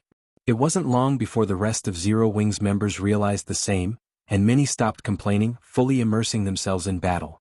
Guild leader, this place is amazing. It is like a natural training ground. Although using it is costly, everyone's training efficiency will be several times greater than normal. The Tier 3 experts who haven't unlocked their mana body's full potential will likely do so after spending a month here, Aqua Rose said, her eyes glowing brightly as she watched the Zero Wing members before her grow steadily stronger. Zero Wing's main force members had already unlocked a sizable fraction of their mana bodies. If they trained here, they'd complete the task in no more than 10 days. Once they did, the guild would have over 100 Tier 3 experts with 100% of their mana bodies under their command. Just thinking about this elated Aqua Rose. Training here was brutal and dangerous, but compared to its benefits the cost wasn't overly high. Even if players died, they'd only lose a level and some time. Zero Wing's main force members were already much higher levels than the various superpowers peak experts, so the loss wouldn't be a problem. Moreover, the Lost Town now occupied a level 120 neutral map. Grinding for levels would be easy here, and trading levels for progress in unlocking their mana bodies was certainly a worthwhile exchange for Zero Wing. While Zero Wing's members worked hard to improve, Shifeng made his way to the Extraordinary Tower. He didn't pay everyone's battles much mind. The mysterious curse was only an additional benefit for relocating the Lost Town to the Demon Wolf Mountain range. The Extraordinary Tower was still the town's most valuable aspect. The Extraordinary Tower had always been the best location for players to grasp the Realm of Truth's principles. Training in this tower could shuttle players from the Truth Realm all the way to the Transcendental Realm. However, Shifeng had only been able to unlock the tower's second floor, which offered guidance for reaching the Ascension Realm, due to a lack of magic crystals. As a result, he hadn't gained any guidance or clues about progressing to the next realm. Now, however, Zero Wing's magic crystal income had skyrocketed due to Stone Forest City's popularity and the Dark World's teleportation gate. After the past few days, the two sources had provided more than 300,000 magic crystals, utterly surpassing Shifeng's expectations. And this now allowed Shifeng to unlock the Extraordinary Tower's third floor. Once he reached the tower, Shifeng called up the tower's interface and unlocked the third floor. As he did, he heard the sound of a system notification. System: the Extraordinary Tower's first 2 floors have already been unlocked. Do you wish to pay 1 million magic crystals to unlock the third floor? Unlock it. Chapter 2593, Extraordinary Tower's third floor unlocked. The instant Shifeng chose to unlock the Extraordinary Tower's third floor, 1 million magic crystals disintegrated inside his bag, transforming into a stream of mana that flowed into the tower itself. As the torrent of mana flowed into the Extraordinary Tower, the carved divine runes on the inner walls lit up and repaired themselves. While the divine runes became more complete, the tower's exterior changed significantly. With the Extraordinary Tower in the center, the violent mana that filled the Lost Town began to obey. The mana around the tower became denser, and the tower itself released an old, sacred aura that spread throughout the town, instilling anyone it touched with serenity. What an amazing aura! My hungers even disappeared. That's not all. My mind feels much clearer, and my stamina and concentration have begun to recover as well. I feel like I can fight these ghosts for an entire day without rest. As the sacred aura filled the town, Zero Wing's fighting members rejoiced. They had been at an absolute disadvantage against their ghost counterparts, and they had known death was only a matter of time. The foreign energy was corroding their bodies too quickly. However, the situation had changed. Although their surroundings still lacked any elemental mana other than ice, this sacred aura had cleansed the area of foreign energy. As a result, their minds had cleared during their fight, which would prolong their survival. Meanwhile, every ghost had spawned with a mana life buff, which indicated their remaining lifespan and only had a 6-hour duration. If they could last against these phantoms for more than 6 hours, the ghosts would automatically disappear, even if they couldn't defeat them. In addition, Shifeng had informed them that these ghosts only appeared for each player once a day. If they held on for the full 6 hours, they could spend the rest of their day resting easy in the Lost Town. Of course, players who wanted to dedicate themselves to growing stronger, especially those with high combat standards, wouldn't be satisfied with 6 hours of training. As a result, these players cherished their 6-hour combat session even more than the rest. Moreover, ghosts wouldn't appear for everyone. At the end of the day, these ghosts' appearances were the result of a curse. The stronger a player was, the less effective the curse would be. Ghosts might not even appear for the stronger players and would almost never appear for players who had already unlocked their mana body's full potential. While everyone was surprised and elated about the new changes to the Lost Town, the Extraordinary Tower's sacred aura had finally filled the town. At the same time, a translucent barrier formed around the Lost Town, isolating it completely. This barrier also calmed the violent, ice-type mana in the town, creating a stable mana environment. The mana wasn't very dense, but it was enough to clear the players' minds of unhelpful thoughts. What did the guild leader do? Aqua Rose was shocked when she sensed the changes. She had felt this strange sensation before. To be precise, she had experimented with it during her travels within the Starlight Fortress's Legacy Gate. The only difference was the town's much lower mana density, which resulted in a much smaller boost to her mental capacity. Overall, the Lost Town's training efficiency was barely 1/3 of the Legacy Gate's. Even so, that was astounding. The Lost Town could accommodate far more players than the Legacy Gate, and while it wouldn't be quite as helpful, it was an ideal training ground for Tier 3 players as they tried to unlock their mana bodies. Moreover, the magic barrier substantially increased the town's defenses. With the barrier in place, defeating the monster tides would be far easier. While Aqua Rose and Zero Wing's other members fortunate enough to enter the Legacy Gate were shocked over the Lost Town's transformation, something else within the Extraordinary Tower had shocked Shurfeng. This is the result of unlocking the Extraordinary Tower's 3rd floor? He was at a loss as he sensed the ancient aura filling the hall. Normally, only in ancient fortresses could contain all 7 mana elements, yet the Extraordinary Tower brimmed with all of them. Moreover, the mana here was even denser than in the Starlight Fortress. If Tier 3 players trained here, breaking past the 100% threshold would no longer be just a dream, not to mention fully unlocking their mana bodies. He had been worried about crossing that threshold himself, but the tower's new environment had just increased his chances by 10%. If his chances had only increased by 10%, others would have an even greater boost. If players who hadn't yet unlocked their mana body's full potential trained in the Extraordinary Tower, they could definitely accomplish the task in a short time. In fact, their training efficiency here might be twice as high as it was against the humanoid ghosts. Fighting in an area with all 7 mana elements would yield completely different results than fighting in an area with almost none of them.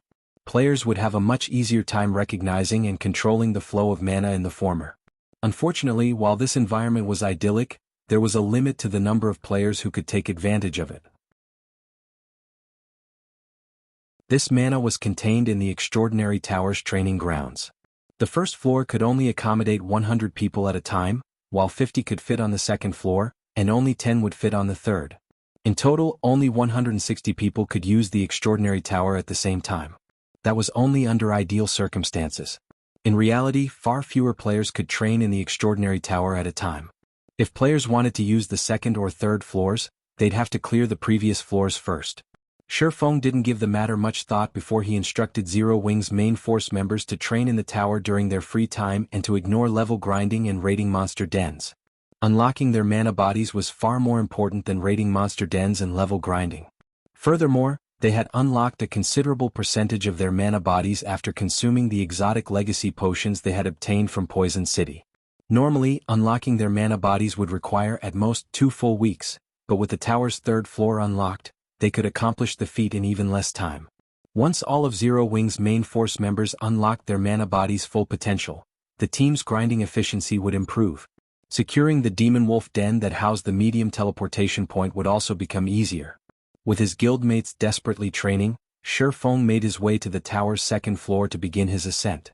He had reached his limit during his last visit to the Extraordinary Tower's 2nd floor, unable to improve further regardless of how hard he had tried. Even after creating Sword's Transmigration, he hadn't been able to reach the top of the 2nd floor's staircase and had been thrown after reaching the 30th step. Now, however, he had fully unlocked his mana body and gained a newfound understanding of mana. He had even learned a mana technique, and he was ready to challenge the 2nd floor again to push himself through that final barrier. Neither his Tier 4 promotion quest nor the Divine Dragon's trial would be easy to complete. If he failed, he would suffer unimaginable consequences. Fortunately, both trials focused on testing players' individual strength. Advancing through the realms of truth would undoubtedly provide immense help in both upcoming trials. This was why he had decided to activate the Extraordinary Tower's 3rd floor now. Read latest chapters at Wuxia World. EU controlling his emotions, Shifeng climbed the first step on the 2nd floor staircase. 2 silver-armored swordsmen then appeared, charging at him with the intent to kill. As Shifeng made his way to the Extraordinary Tower's 3rd floor, a group of level 110 experts arrived before Stone Forest City's gates, causing a commotion at the city's main entrance. "So, this is Zero Wing's Stone Forest City?" An elegant, middle-aged man amidst the group commented as he gazed at the magnificent city before him. With a surprised tone he continued, "It is truly extraordinary. With such dense mana and natural terrain advantage, wonder should have grown much stronger here. Don't forget our orders, Elder Hermit. We are not here to sightsee," a bald, middle-aged man in black robes scolded, rolling his eyes. "No matter how much stronger she's grown, wonder must return with us. The time for her willful rebellion has come to an end." "I know. Isn't that why I tagged along in the first place?" Hermit replied. Instead of getting upset at the bald man's comment, he breathed a deep sigh as he led his team into Stone Forest City.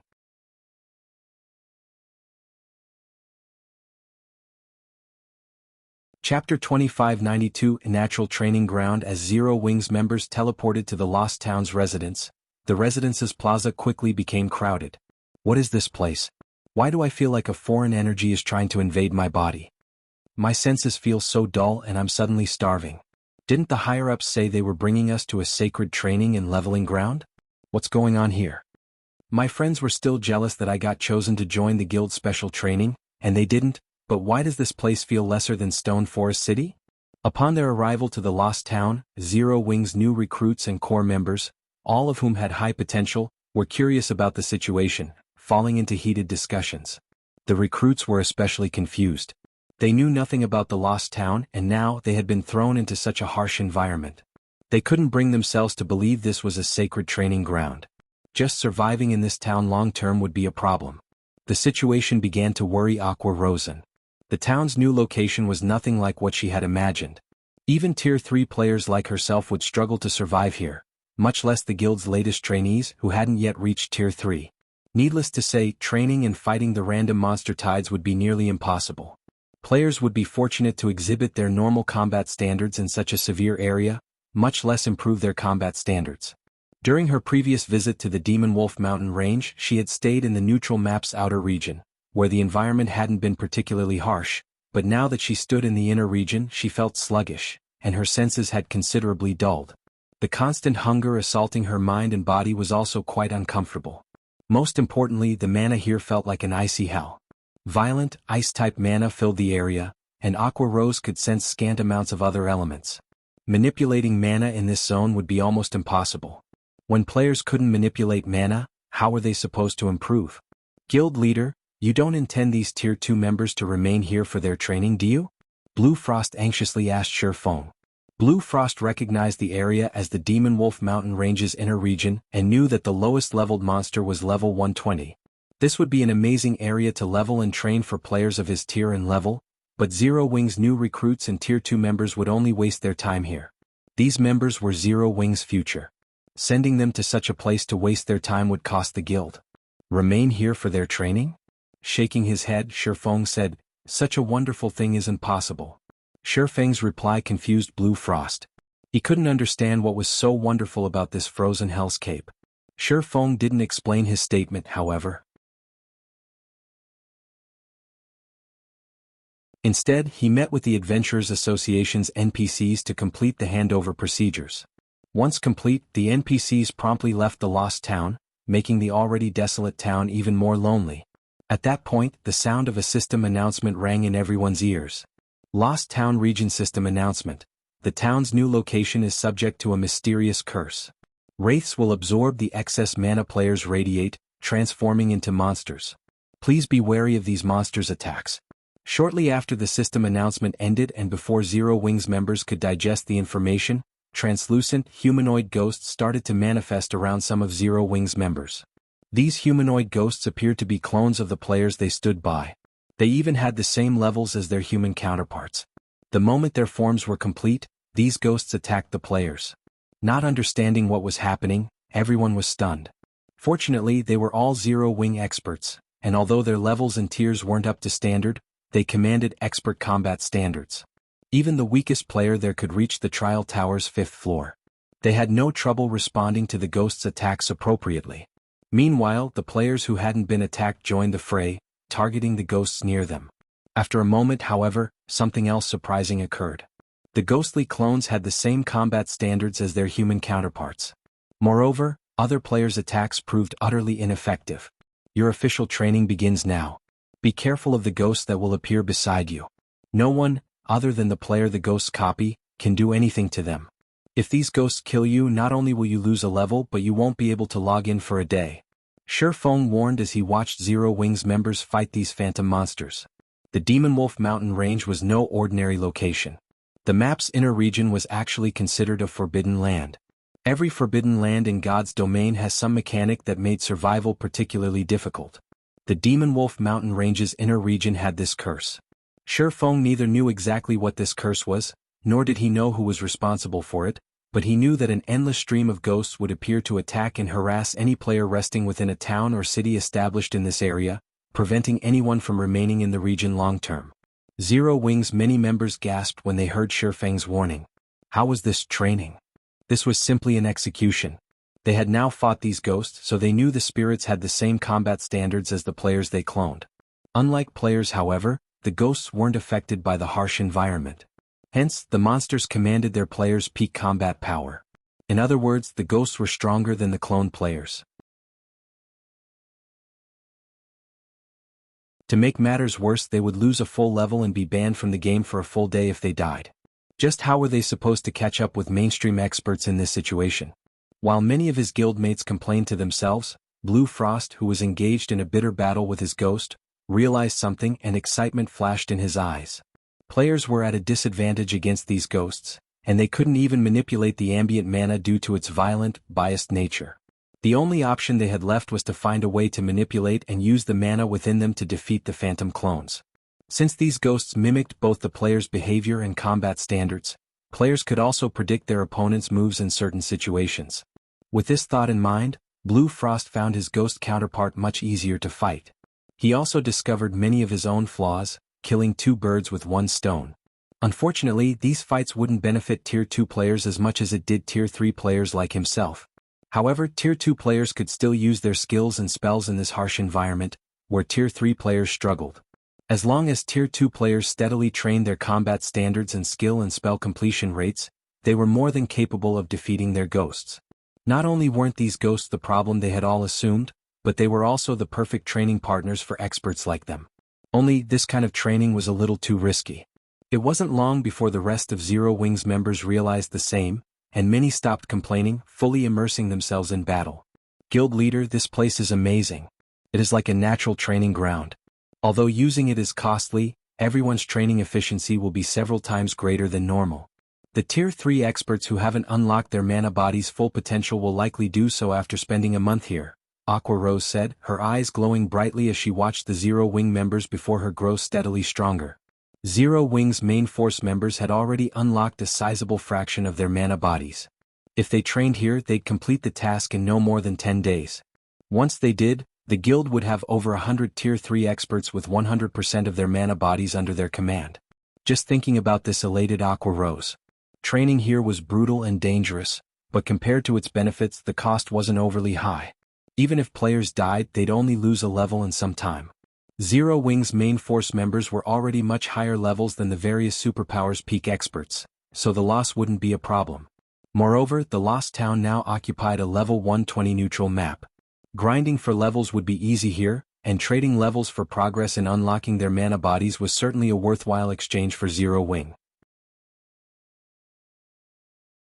While Zero Wing's members worked hard to improve, Feng made his way to the Extraordinary Tower. He didn't pay everyone's battles much mind. The mysterious curse was only an additional benefit for relocating the Lost Town to the Demon Wolf Mountain Range.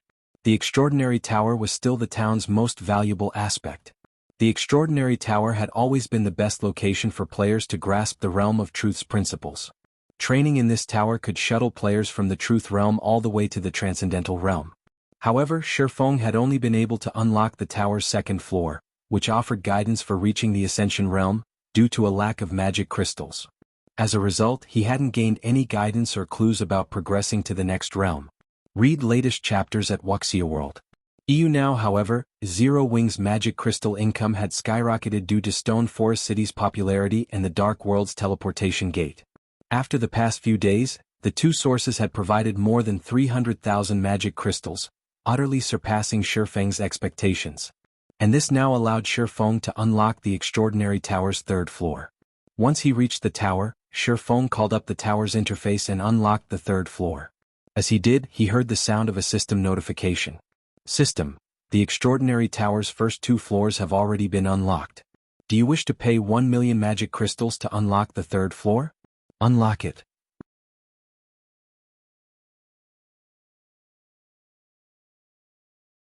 Chapter 2593, Extraordinary Tower's third floor unlocked. The instant Shifeng chose to unlock the Extraordinary Tower's third floor, 1 million magic crystals disintegrated inside his bag, transforming into a stream of mana that flowed into the tower itself. As the torrent of mana flowed into the Extraordinary Tower, the carved divine runes on the inner walls lit up and repaired themselves. While the divine runes became more complete, the tower's exterior changed significantly. With the Extraordinary Tower in the center, the violent mana that filled the lost town began to obey. The mana around the tower became denser, and the tower itself released an old, sacred aura that spread throughout the town, instilling anyone it touched with serenity. What an amazing aura! My hungers even disappeared. That's not all. My mind feels much clearer, and my stamina and concentration have begun to recover as well. I feel like I can fight these ghosts for an entire day without rest. As the sacred aura filled the town, Zero Wing's fighting members rejoiced. They had been at an absolute disadvantage against their ghost counterparts, and they had known death was only a matter of time. The foreign energy was corroding their bodies too quickly. However, the situation had changed. Although their surroundings still lacked any elemental mana other than ice, this sacred aura had cleansed the area of foreign energy. As a result, their minds had cleared during their fight, which would prolong their survival. Meanwhile, every ghost had spawned with a mana life buff, which indicated their remaining lifespan and only had a 6-hour duration. If they could last against these phantoms for more than 6 hours, the ghosts would automatically disappear, even if they couldn't defeat them. In addition, Shifeng had informed them that these ghosts only appeared for each player once a day. If they held on for the full 6 hours, they could spend the rest of their day resting easy in the lost town. Of course, players who wanted to dedicate themselves to growing stronger, especially those with high combat standards, wouldn't be satisfied with 6 hours of training. As a result, these players cherished their 6-hour combat session even more than the rest. Moreover, ghosts wouldn't appear for everyone. At the end of the day, these ghosts' appearances were the result of a curse. The stronger a player was, the less effective the curse would be. Ghosts might not even appear for the stronger players and would almost never appear for players who had already unlocked their mana body's full potential. While everyone was surprised and elated about the new changes to the lost town, the Extraordinary Tower's sacred aura had finally filled the town. At the same time, a translucent barrier formed around the lost town, isolating it completely. This barrier also calmed the violent, ice-type mana in the town, creating a stable mana environment. The mana wasn't very dense, but it was enough to clear the players' minds of unhelpful thoughts. What did the guild leader do? Aqua Rose was shocked when she sensed the changes. She had felt this strange sensation before. To be precise, she had experimented with it during her travels within the Starlight Fortress's Legacy Gate. The only difference was the town's much lower mana density, which resulted in a much smaller boost to her mental capacity. Overall, the Lost Town's training efficiency was barely 1/3 of the Legacy Gate's. Even so, that was astounding. The Lost Town could accommodate far more players than the Legacy Gate, and while it wouldn't be quite as helpful, it was an ideal training ground for Tier 3 players as they tried to unlock their mana bodies. Moreover, the magic barrier substantially increased the town's defenses. With the barrier in place, defeating the monster tides would be far easier. While Aqua Rose and Zero Wing's other members fortunate enough to enter the Legacy Gate were shocked over the Lost Town's transformation, Something else within the Extraordinary Tower had shocked Shifeng. This is the result of unlocking the Extraordinary Tower's third floor?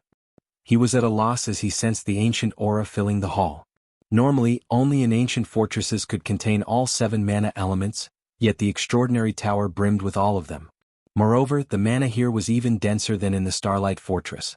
If Tier 3 players trained here, breaking past the 100% threshold would no longer be just a dream, not to mention fully unlocking their mana bodies. He had been worried about crossing that threshold himself, but the tower's new environment had just increased his chances by 10%. If his chances had only increased by 10%, others would have an even greater boost.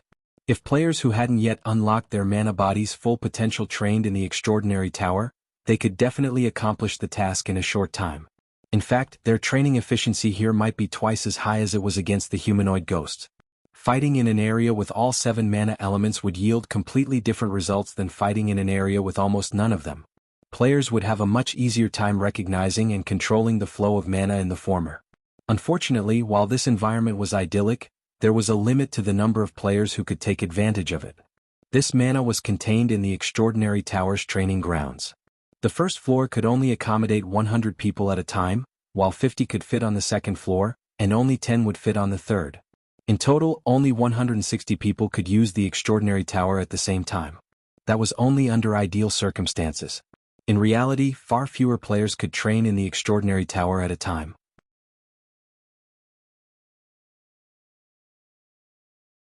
If players wanted to use the second or third floors, they'd have to clear the previous floors first. Shifeng didn't give the matter much thought before he instructed Zero Wing's main force members to train in the tower during their free time and to ignore level grinding and raiding monster dens. Unlocking their mana bodies was far more important than raiding monster dens and level grinding. Furthermore, they had unlocked a considerable percentage of their mana bodies after consuming the exotic legacy potions they had obtained from Poison City. Normally, unlocking their mana bodies would require at most 2 full weeks, but with the tower's third floor unlocked, they could accomplish the feat in even less time. Once all of Zero Wing's main force members unlocked their mana body's full potential, the team's grinding efficiency would improve. Securing the Demon Wolf Den that housed the medium teleportation point would also become easier. With his guildmates desperately training, Shifeng made his way to the tower's second floor to begin his ascent. He had reached his limit during his last visit to the Extraordinary Tower's second floor, unable to improve further regardless of how hard he had tried. Even after creating Sword's Transmigration, he hadn't been able to reach the top of the second floor's staircase and had been thrown after reaching the 30th step. Now, however, he had fully unlocked his mana body and gained a newfound understanding of mana. He had even learned a mana technique, and he was ready to challenge the second floor again to push himself through that final barrier. Neither his Tier 4 promotion quest nor the Divine Dragon's trial would be easy to complete. If he failed, he would suffer unimaginable consequences. Fortunately, both trials focused on testing players' individual strength. Advancing through the realms of truth would undoubtedly provide immense help in both upcoming trials. This was why he had decided to activate the Extraordinary Tower's third floor now. Read latest chapters at Wuxia World. EU controlling his emotions, Shifeng climbed the first step on the second floor staircase. 2 silver-armored swordsmen then appeared, charging at him with the intent to kill. As Shifeng made his way to the Extraordinary Tower's third floor, a group of level 110 experts arrived before Stone Forest City's gates, causing a commotion at the city's main entrance. "So, this is Zero Wing's Stone Forest City?" An elegant, middle-aged man amidst the group commented as he gazed at the magnificent city before him. With a surprised tone he continued, "It is truly extraordinary. With such dense mana and natural terrain advantage, wonder should have grown much stronger here. Don't forget our orders, Elder Hermit. We are not here to sightsee," a bald, middle-aged man in black robes scolded, rolling his eyes. "No matter how much stronger she's grown, wonder must return with us. The time for her willful rebellion has come to an end." "I know. Isn't that why I tagged along in the first place?" Hermit replied. Instead of getting upset at the bald man's comment, he breathed a deep sigh as he led his team into Stone Forest City.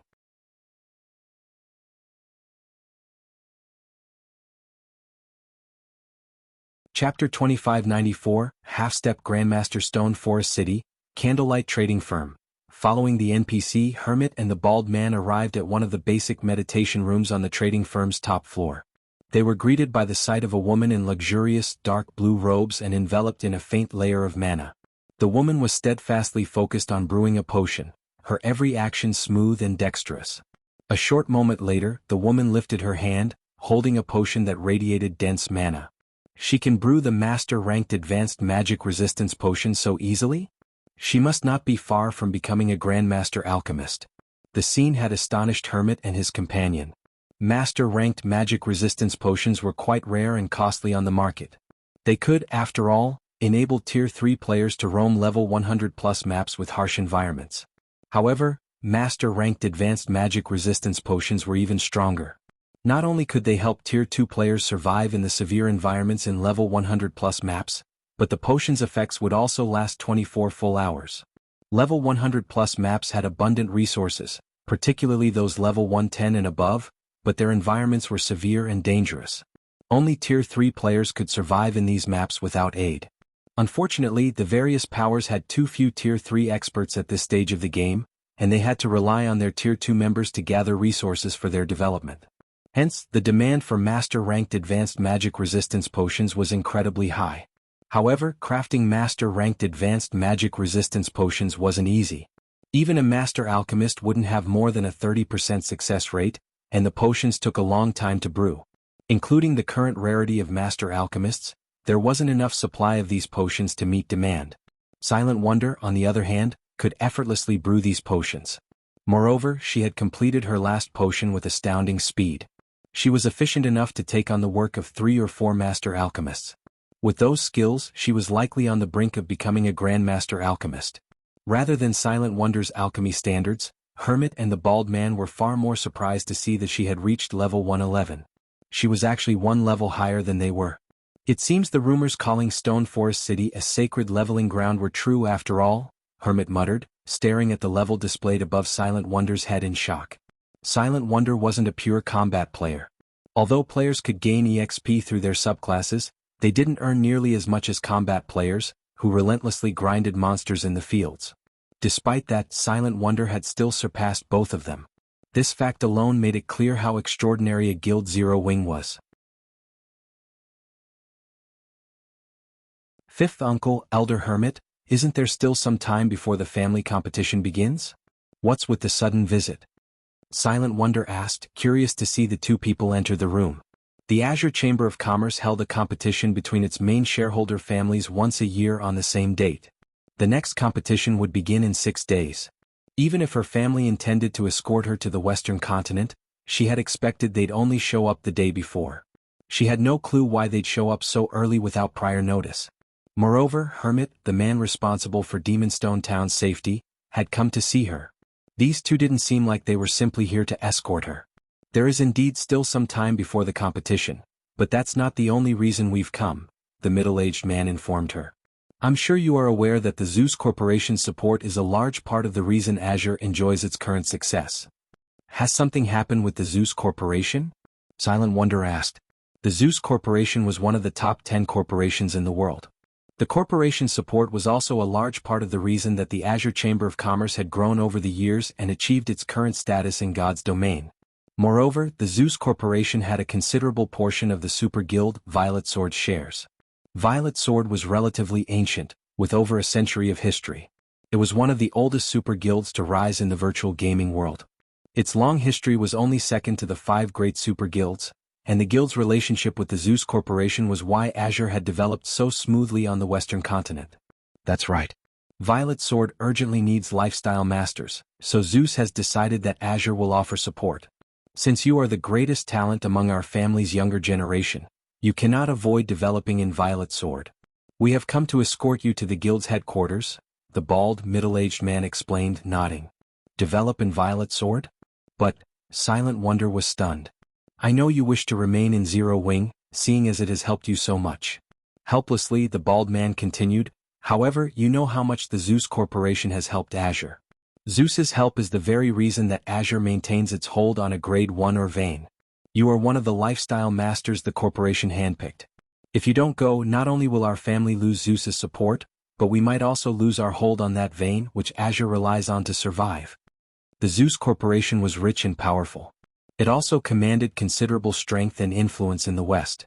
One word from the corporation is all it would take to throw the Azure Chamber of Commerce to the wolves. Can you give me some time to think, fifth uncle? Silent Wonder hesitantly requested. We might have allowed you to do as you wish until now, but this concerns the family's future.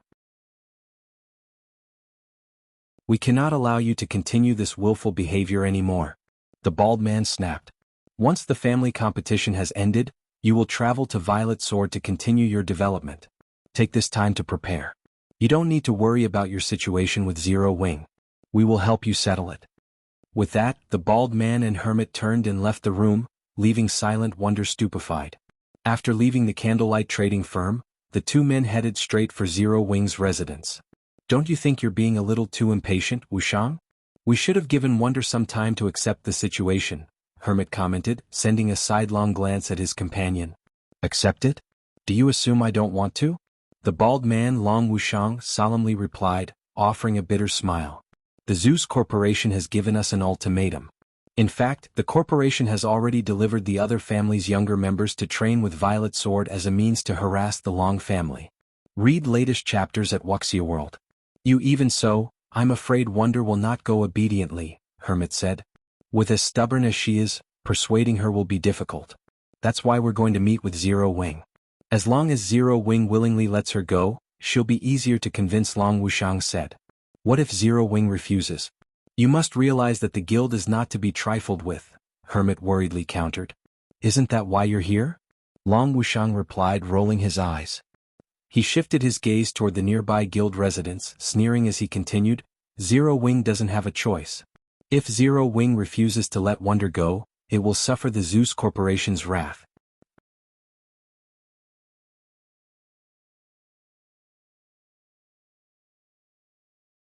Chapter 2595, True Ascension Realm Lost Town, Extraordinary Tower's second floor. As Shi Feng ascended the staircase to the third floor, more and stronger swordsmen continued to appear. On the first step he had only faced 2 silver swordsmen. When he reached the 89th step, his opponents were 4 golden swordsmen. Not only had all of these golden swordsmen commanded combat standards nearly on par with the refinement realm, but all 4 had reached the truth realm as well.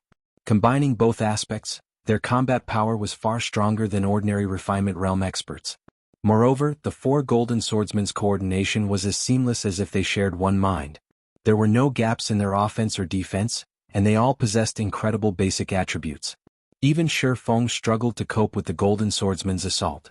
If he hadn't had swords transmigration to defend himself, these golden swordsmen would have long since thrown him back down the staircase. I can easily handle these swordsmen one-on-one, but avoiding their coordinated attacks with the physique of a Tier 1 player is impossible.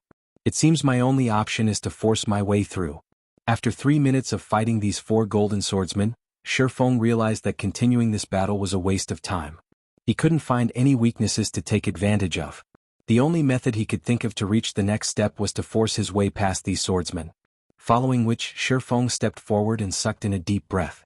He then raised the abyssal blade above his head, gathering mana around the weapon. A phantom of a gigantic greatsword immediately appeared above him. Although the extraordinary tower suppressed his physique to that of Tier 1, it did nothing to hamper his mana body.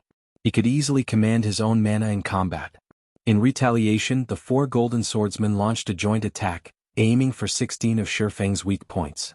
Before they had a chance to strike, Shi Feng swung down the abyssal blade. Lightshadow. Boom. After the phantom greatsword's descent, all 4 golden swordsmen stumbled back several steps, falling out of formation.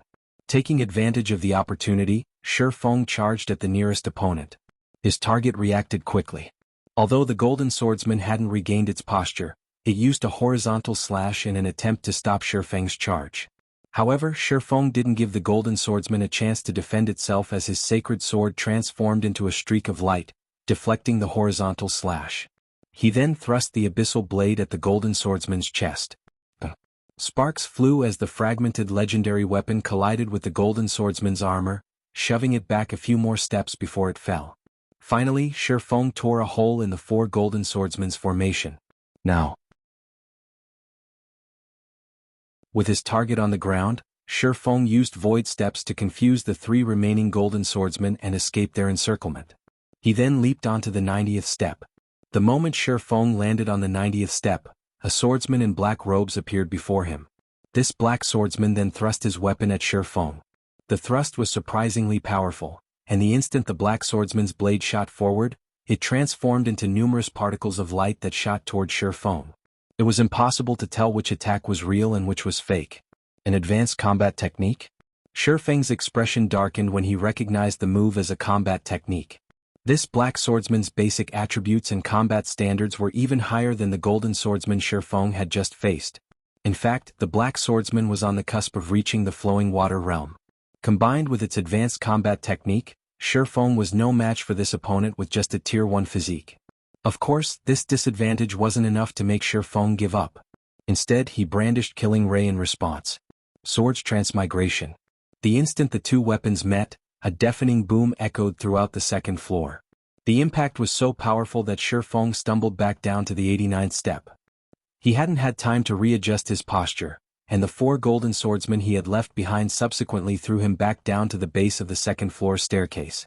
The 90th step's black swordsman is amazing. I saw no excess movements and it perfectly integrated an advanced combat technique. Not even domain realm experts could find any opening to take advantage of and would be forced to face its attacks head-on. Feng wasn't disappointed about returning to square one. Actually, he seemed rather excited. The black swordsman had highlighted some of his own flaws. He had reached the realm of truth's Ascension realm, and his every action resembled a combat technique, but they weren't. His movements lacked the power of combat techniques. They only possessed the deception of true combat techniques. To put it simply, he hadn't made much progress in the Ascension realm, and his foundations were unsteady. He had only grasped the vague concept of the realm, lacking its crucial concepts. The black swordsman, on the other hand, stood firmly in the Ascension realm. Because of this, Feng couldn't yet ascend to the Extraordinary Tower's 3rd floor, despite having reached the Ascension realm. If he could gain even a portion of the black swordsman's mastery over the Ascension realm and perfectly integrate basic combat techniques with his every action, his combat power would definitely rise by a large margin. Meanwhile, during the time Feng was reflecting on his own flaws, a few other Zero Wing members were sent flying down the 2nd floor staircase as well. I did it. I finally did it. Shadow Sword shouted ecstatically as he looked at the dense mana his body radiated. Turtledove, Alluring Summer, and the others who had fallen down the stairs similarly radiated dense mana. They had obviously unlocked their mana body's full potential. Moreover, Blue Frost, Flying Shadow, Stubborn Bone, and a few other Zero Wing members, who had only begun to unlock their mana bodies, revealed excited expressions. They had made significant progress during their climb on the Extraordinary Tower's 2nd floor staircase. Training in the Extraordinary Tower is really this effective? Feng looked at the players around him, astonished. While the Extraordinary Tower's mana provided quite a bit of help to players developing their mana control, Feng didn't think it'd be such an effective tool in helping them unlock their mana bodies. Learning the rules and how to manipulate mana wasn't an easy task, not to mention adapting those methods to one's mana body. Feng estimated that although Shadow Sword and the rest had been close to unlocking all of their mana body's potential, they should have still needed 3 to 5 days to reach 100%. And yet, they had succeeded in less than half a day. If every one of Zero Wing's main force members could make this much progress, every one of them would fully unlock their mana bodies in less than 10 days, becoming true powerhouses in God's domain. Read latest chapters at Wuxia World. Just as Feng turned his attention back to the 2nd floor staircase, however, he received a call from Melancholic Smile. Guild leader Azure's representatives have come to our residence. They wish to speak with you about taking Wonder to develop in the West's Violet Sword. They're hoping we won't hinder her future, and just let her go. They visited Wonder before coming here too, but it seems Wonder's reaction wasn't positive, Melancholic Smile reported. Violet Sword, huh? Feng could not contain his smile. Azure is certainly crafty. Will you meet with them? Melancholic Smile asked. That won't be necessary. Have Hellrush send them away. Also, have him convey a message. I'll personally take Wonder to visit Violet Sword after the family competition to have a proper conversation with the Super Guild's people, so they don't need to bother. Feng calmly stated.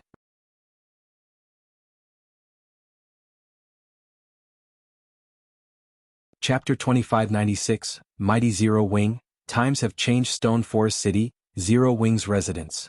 Long Wuxiang and Hermit sat by the French window, clearly unhappy, in Zero Wing's large luxurious reception room. So you're saying that guild leader Black Flame has no intention of meeting us, Commander Rush? Long Wuxiang demanded, glaring at Hell Rush, who had just notified them of Shifeng's reply. That's right. He knows what you wish to discuss and requested that I relay a message. Once the family competition is over, he will personally take Silent Wonder to visit Violet Sword, so you don't have to bother, Hell Rush coolly informed the two men, nodding. The message stunned both of them, particularly Long Wuxiang. Long Wuxiang had considered many possible outcomes before visiting Zero Wing's residence, and had prepared a variety of arguments to persuade Shifeng to let Silent Wonder go. However, he never considered that Shifeng would simply refuse to meet with them, turning them away. However, what truly surprised the bald man was the fact that Hell Rush had followed Shifeng's instructions, conveying the message personally. The alliance between Netherworld Empire and Zero Wing was no longer a secret among the various superpowers, especially after the battle at the Dark World's Teleportation Gate. That battle had exposed the relationship between the two guilds. Hell Rush, however, was a famous slaughtering god on the Western continent. He even commanded Netherworld Empire's strongest Trump Legion. Even Violet Sword's guild leader would have to take him seriously, yet he obediently played the role of Shifeng's messenger. Good. Since guild leader Black Flame understands the situation, we won't overstay our welcome. Long Wuxiang decided after calming himself. He then stood to leave the room with Hermit. After they left Zero Wing's residence, the air around Long Wuxiang dropped a few degrees, becoming so cold that nearby players shivered. Even the Azure experts that had tagged along shuddered as Long Wuxiang's frosty aura swept over them. To think that even the famous Hell Rush would obey Black Flame. I hadn't expected Zero Wing to have such a close relationship with Netherworld Empire. Violet Sword might make concessions if they find out about this, Hermit surmised, glancing at the twisted expression his comrade was making. Concessions? Long Wuxiang laughed. I admit that Zero Wing is clearly close with Netherworld Empire, but after all is said and done, they are only allies. Zero Wing has barely any power in the West, while Violet Sword is a titan. It is obvious who holds the advantage on the Western continent. How much help would Netherworld Empire possibly be willing to offer Zero Wing? Moreover, this matter involves Violet Sword's future and prestige. The guild won't budge just because of Netherworld Empire's interference. Violet Sword aims to join the 5 great super guilds after all. So what if Zero Wing and Netherworld Empire are close allies? And as for Black Flame's plan to negotiate with Violet Sword personally, that's nothing more than fool's talk. Regardless, we have more or less completed our goals here. Will you return now? Hermit asked. Of course I am returning, Long Wuxiang growled, sneering at Zero Wing's residence. Violet Sword has already warned the Long family. Since Black Flame wants to be stubborn, he can't blame me for passing his message on to Violet Sword. I can't wait to see his confidence vanish. Long Wuxiang then left Stone Forest City and promptly returned to the Western continent. He planned to inform the rest of his family and Violet Sword of everything that had happened. Shortly after Long Wuxiang's group left, Silent Wonder received news of Shifeng's reply. You're not really planning to visit Violet Sword, are you, guild leader? Silent Wonder asked as she watched Shifeng's image on the screen before her. Refusing to meet with her 5th uncle might have been fine, but Shifeng was playing with fire by declaring that he'd resolve the matter personally. Zero Wing had become a titan in the East, but its roots were still weak on the Western continent. Trying to convince the Zeus Corporation and Violet Sword to abandon their plans would be impossible with the power Zero Wing currently commanded. If this matter weren't handled carefully, Zero Wing could become the Zeus Corporation's enemy, which wouldn't be good news for the guild. I've already committed to it, so naturally I'll pay Violet Sword a visit, Shifeng declared. And we'll be going in style. Going in style? Silent Wonder could not help but wonder if Shifeng had finally gone mad. They were talking about Violet Sword, and the meeting venue would be in the West. Once the Super Guild learned about today's events, whether or not they reached Violet Sword's headquarters alive would be a problem, not to mention arriving in style. I've heard that Azure's younger generation has been invited to train with Violet Sword? Since that is the case, you should take a break from potion making and focus on training in the Lost Town, Shifeng said, paying Silent Wonder's exasperated expression no mind. We'll show your family and Violet Sword Zero Wing's strength. But there are only a few days left before the family competition. I'm afraid it's too late to start training now, Silent Wonder complained. Her trust in Shifeng's abilities, particularly his ability to help players level up, was unwavering. He had proven this with Dark Rhapsody and Deity Society's main force members. However, the upcoming competition wouldn't be in the form of a standard duel between players. Rather, it would be a competition of combat standards and techniques. The Azure Chamber of Commerce considered weapons and equipment to be external strength. The chamber was powerful enough that acquiring the best items was only a matter of time. Hence, Azure didn't need its younger members to rely on items, but their potential. However, one couldn't just improve their combat standards and combat techniques in a short time. They would have to train arduously for long periods. Read latest chapters at Wuxia World. Now there were only 6 days left until the family competition. Seeking a qualitative transformation within such a short time was simply unrealistic. Moreover, while her combat talent was outstanding among Azure's younger generation, she was nowhere close to a match for the top geniuses that devoted themselves to combat. From what she had learned during the previous competition in Demonstone Town, 2 of the younger generation were already close to the domain realm. One individual had already reached the domain realm. In contrast, she had only reached the half-step void realm standard. There was no way she could defeat those geniuses. I know, but beggars can't be choosers. Besides, combat comes in various forms, Shifeng said, realizing Silent Wonder's concerns. In any case, just make your way here. I've already given you access to the Lost Town. You can head to the residence to purchase a transfer scroll. Alright, I'll leave immediately, Silent Wonder agreed. Since Shifeng was so confident, she had no choice but to follow his wishes. She had grown massively during her stay with Zero Wing, and she couldn't possibly sully the guild's name. Following which, she left the Candlelight trading firm and made her way to Zero Wing's residence. You're tuning in to the Han Li's Wuxia Adventures YouTube channel. We're so grateful for your support, and don't forget to subscribe to join us on this incredible journey through captivating stories. Your generosity through donations truly makes a world of difference, as it's the primary source of revenue that allows me to expand and enhance this channel for you. Thank you from the bottom of my heart for being a part of this adventure.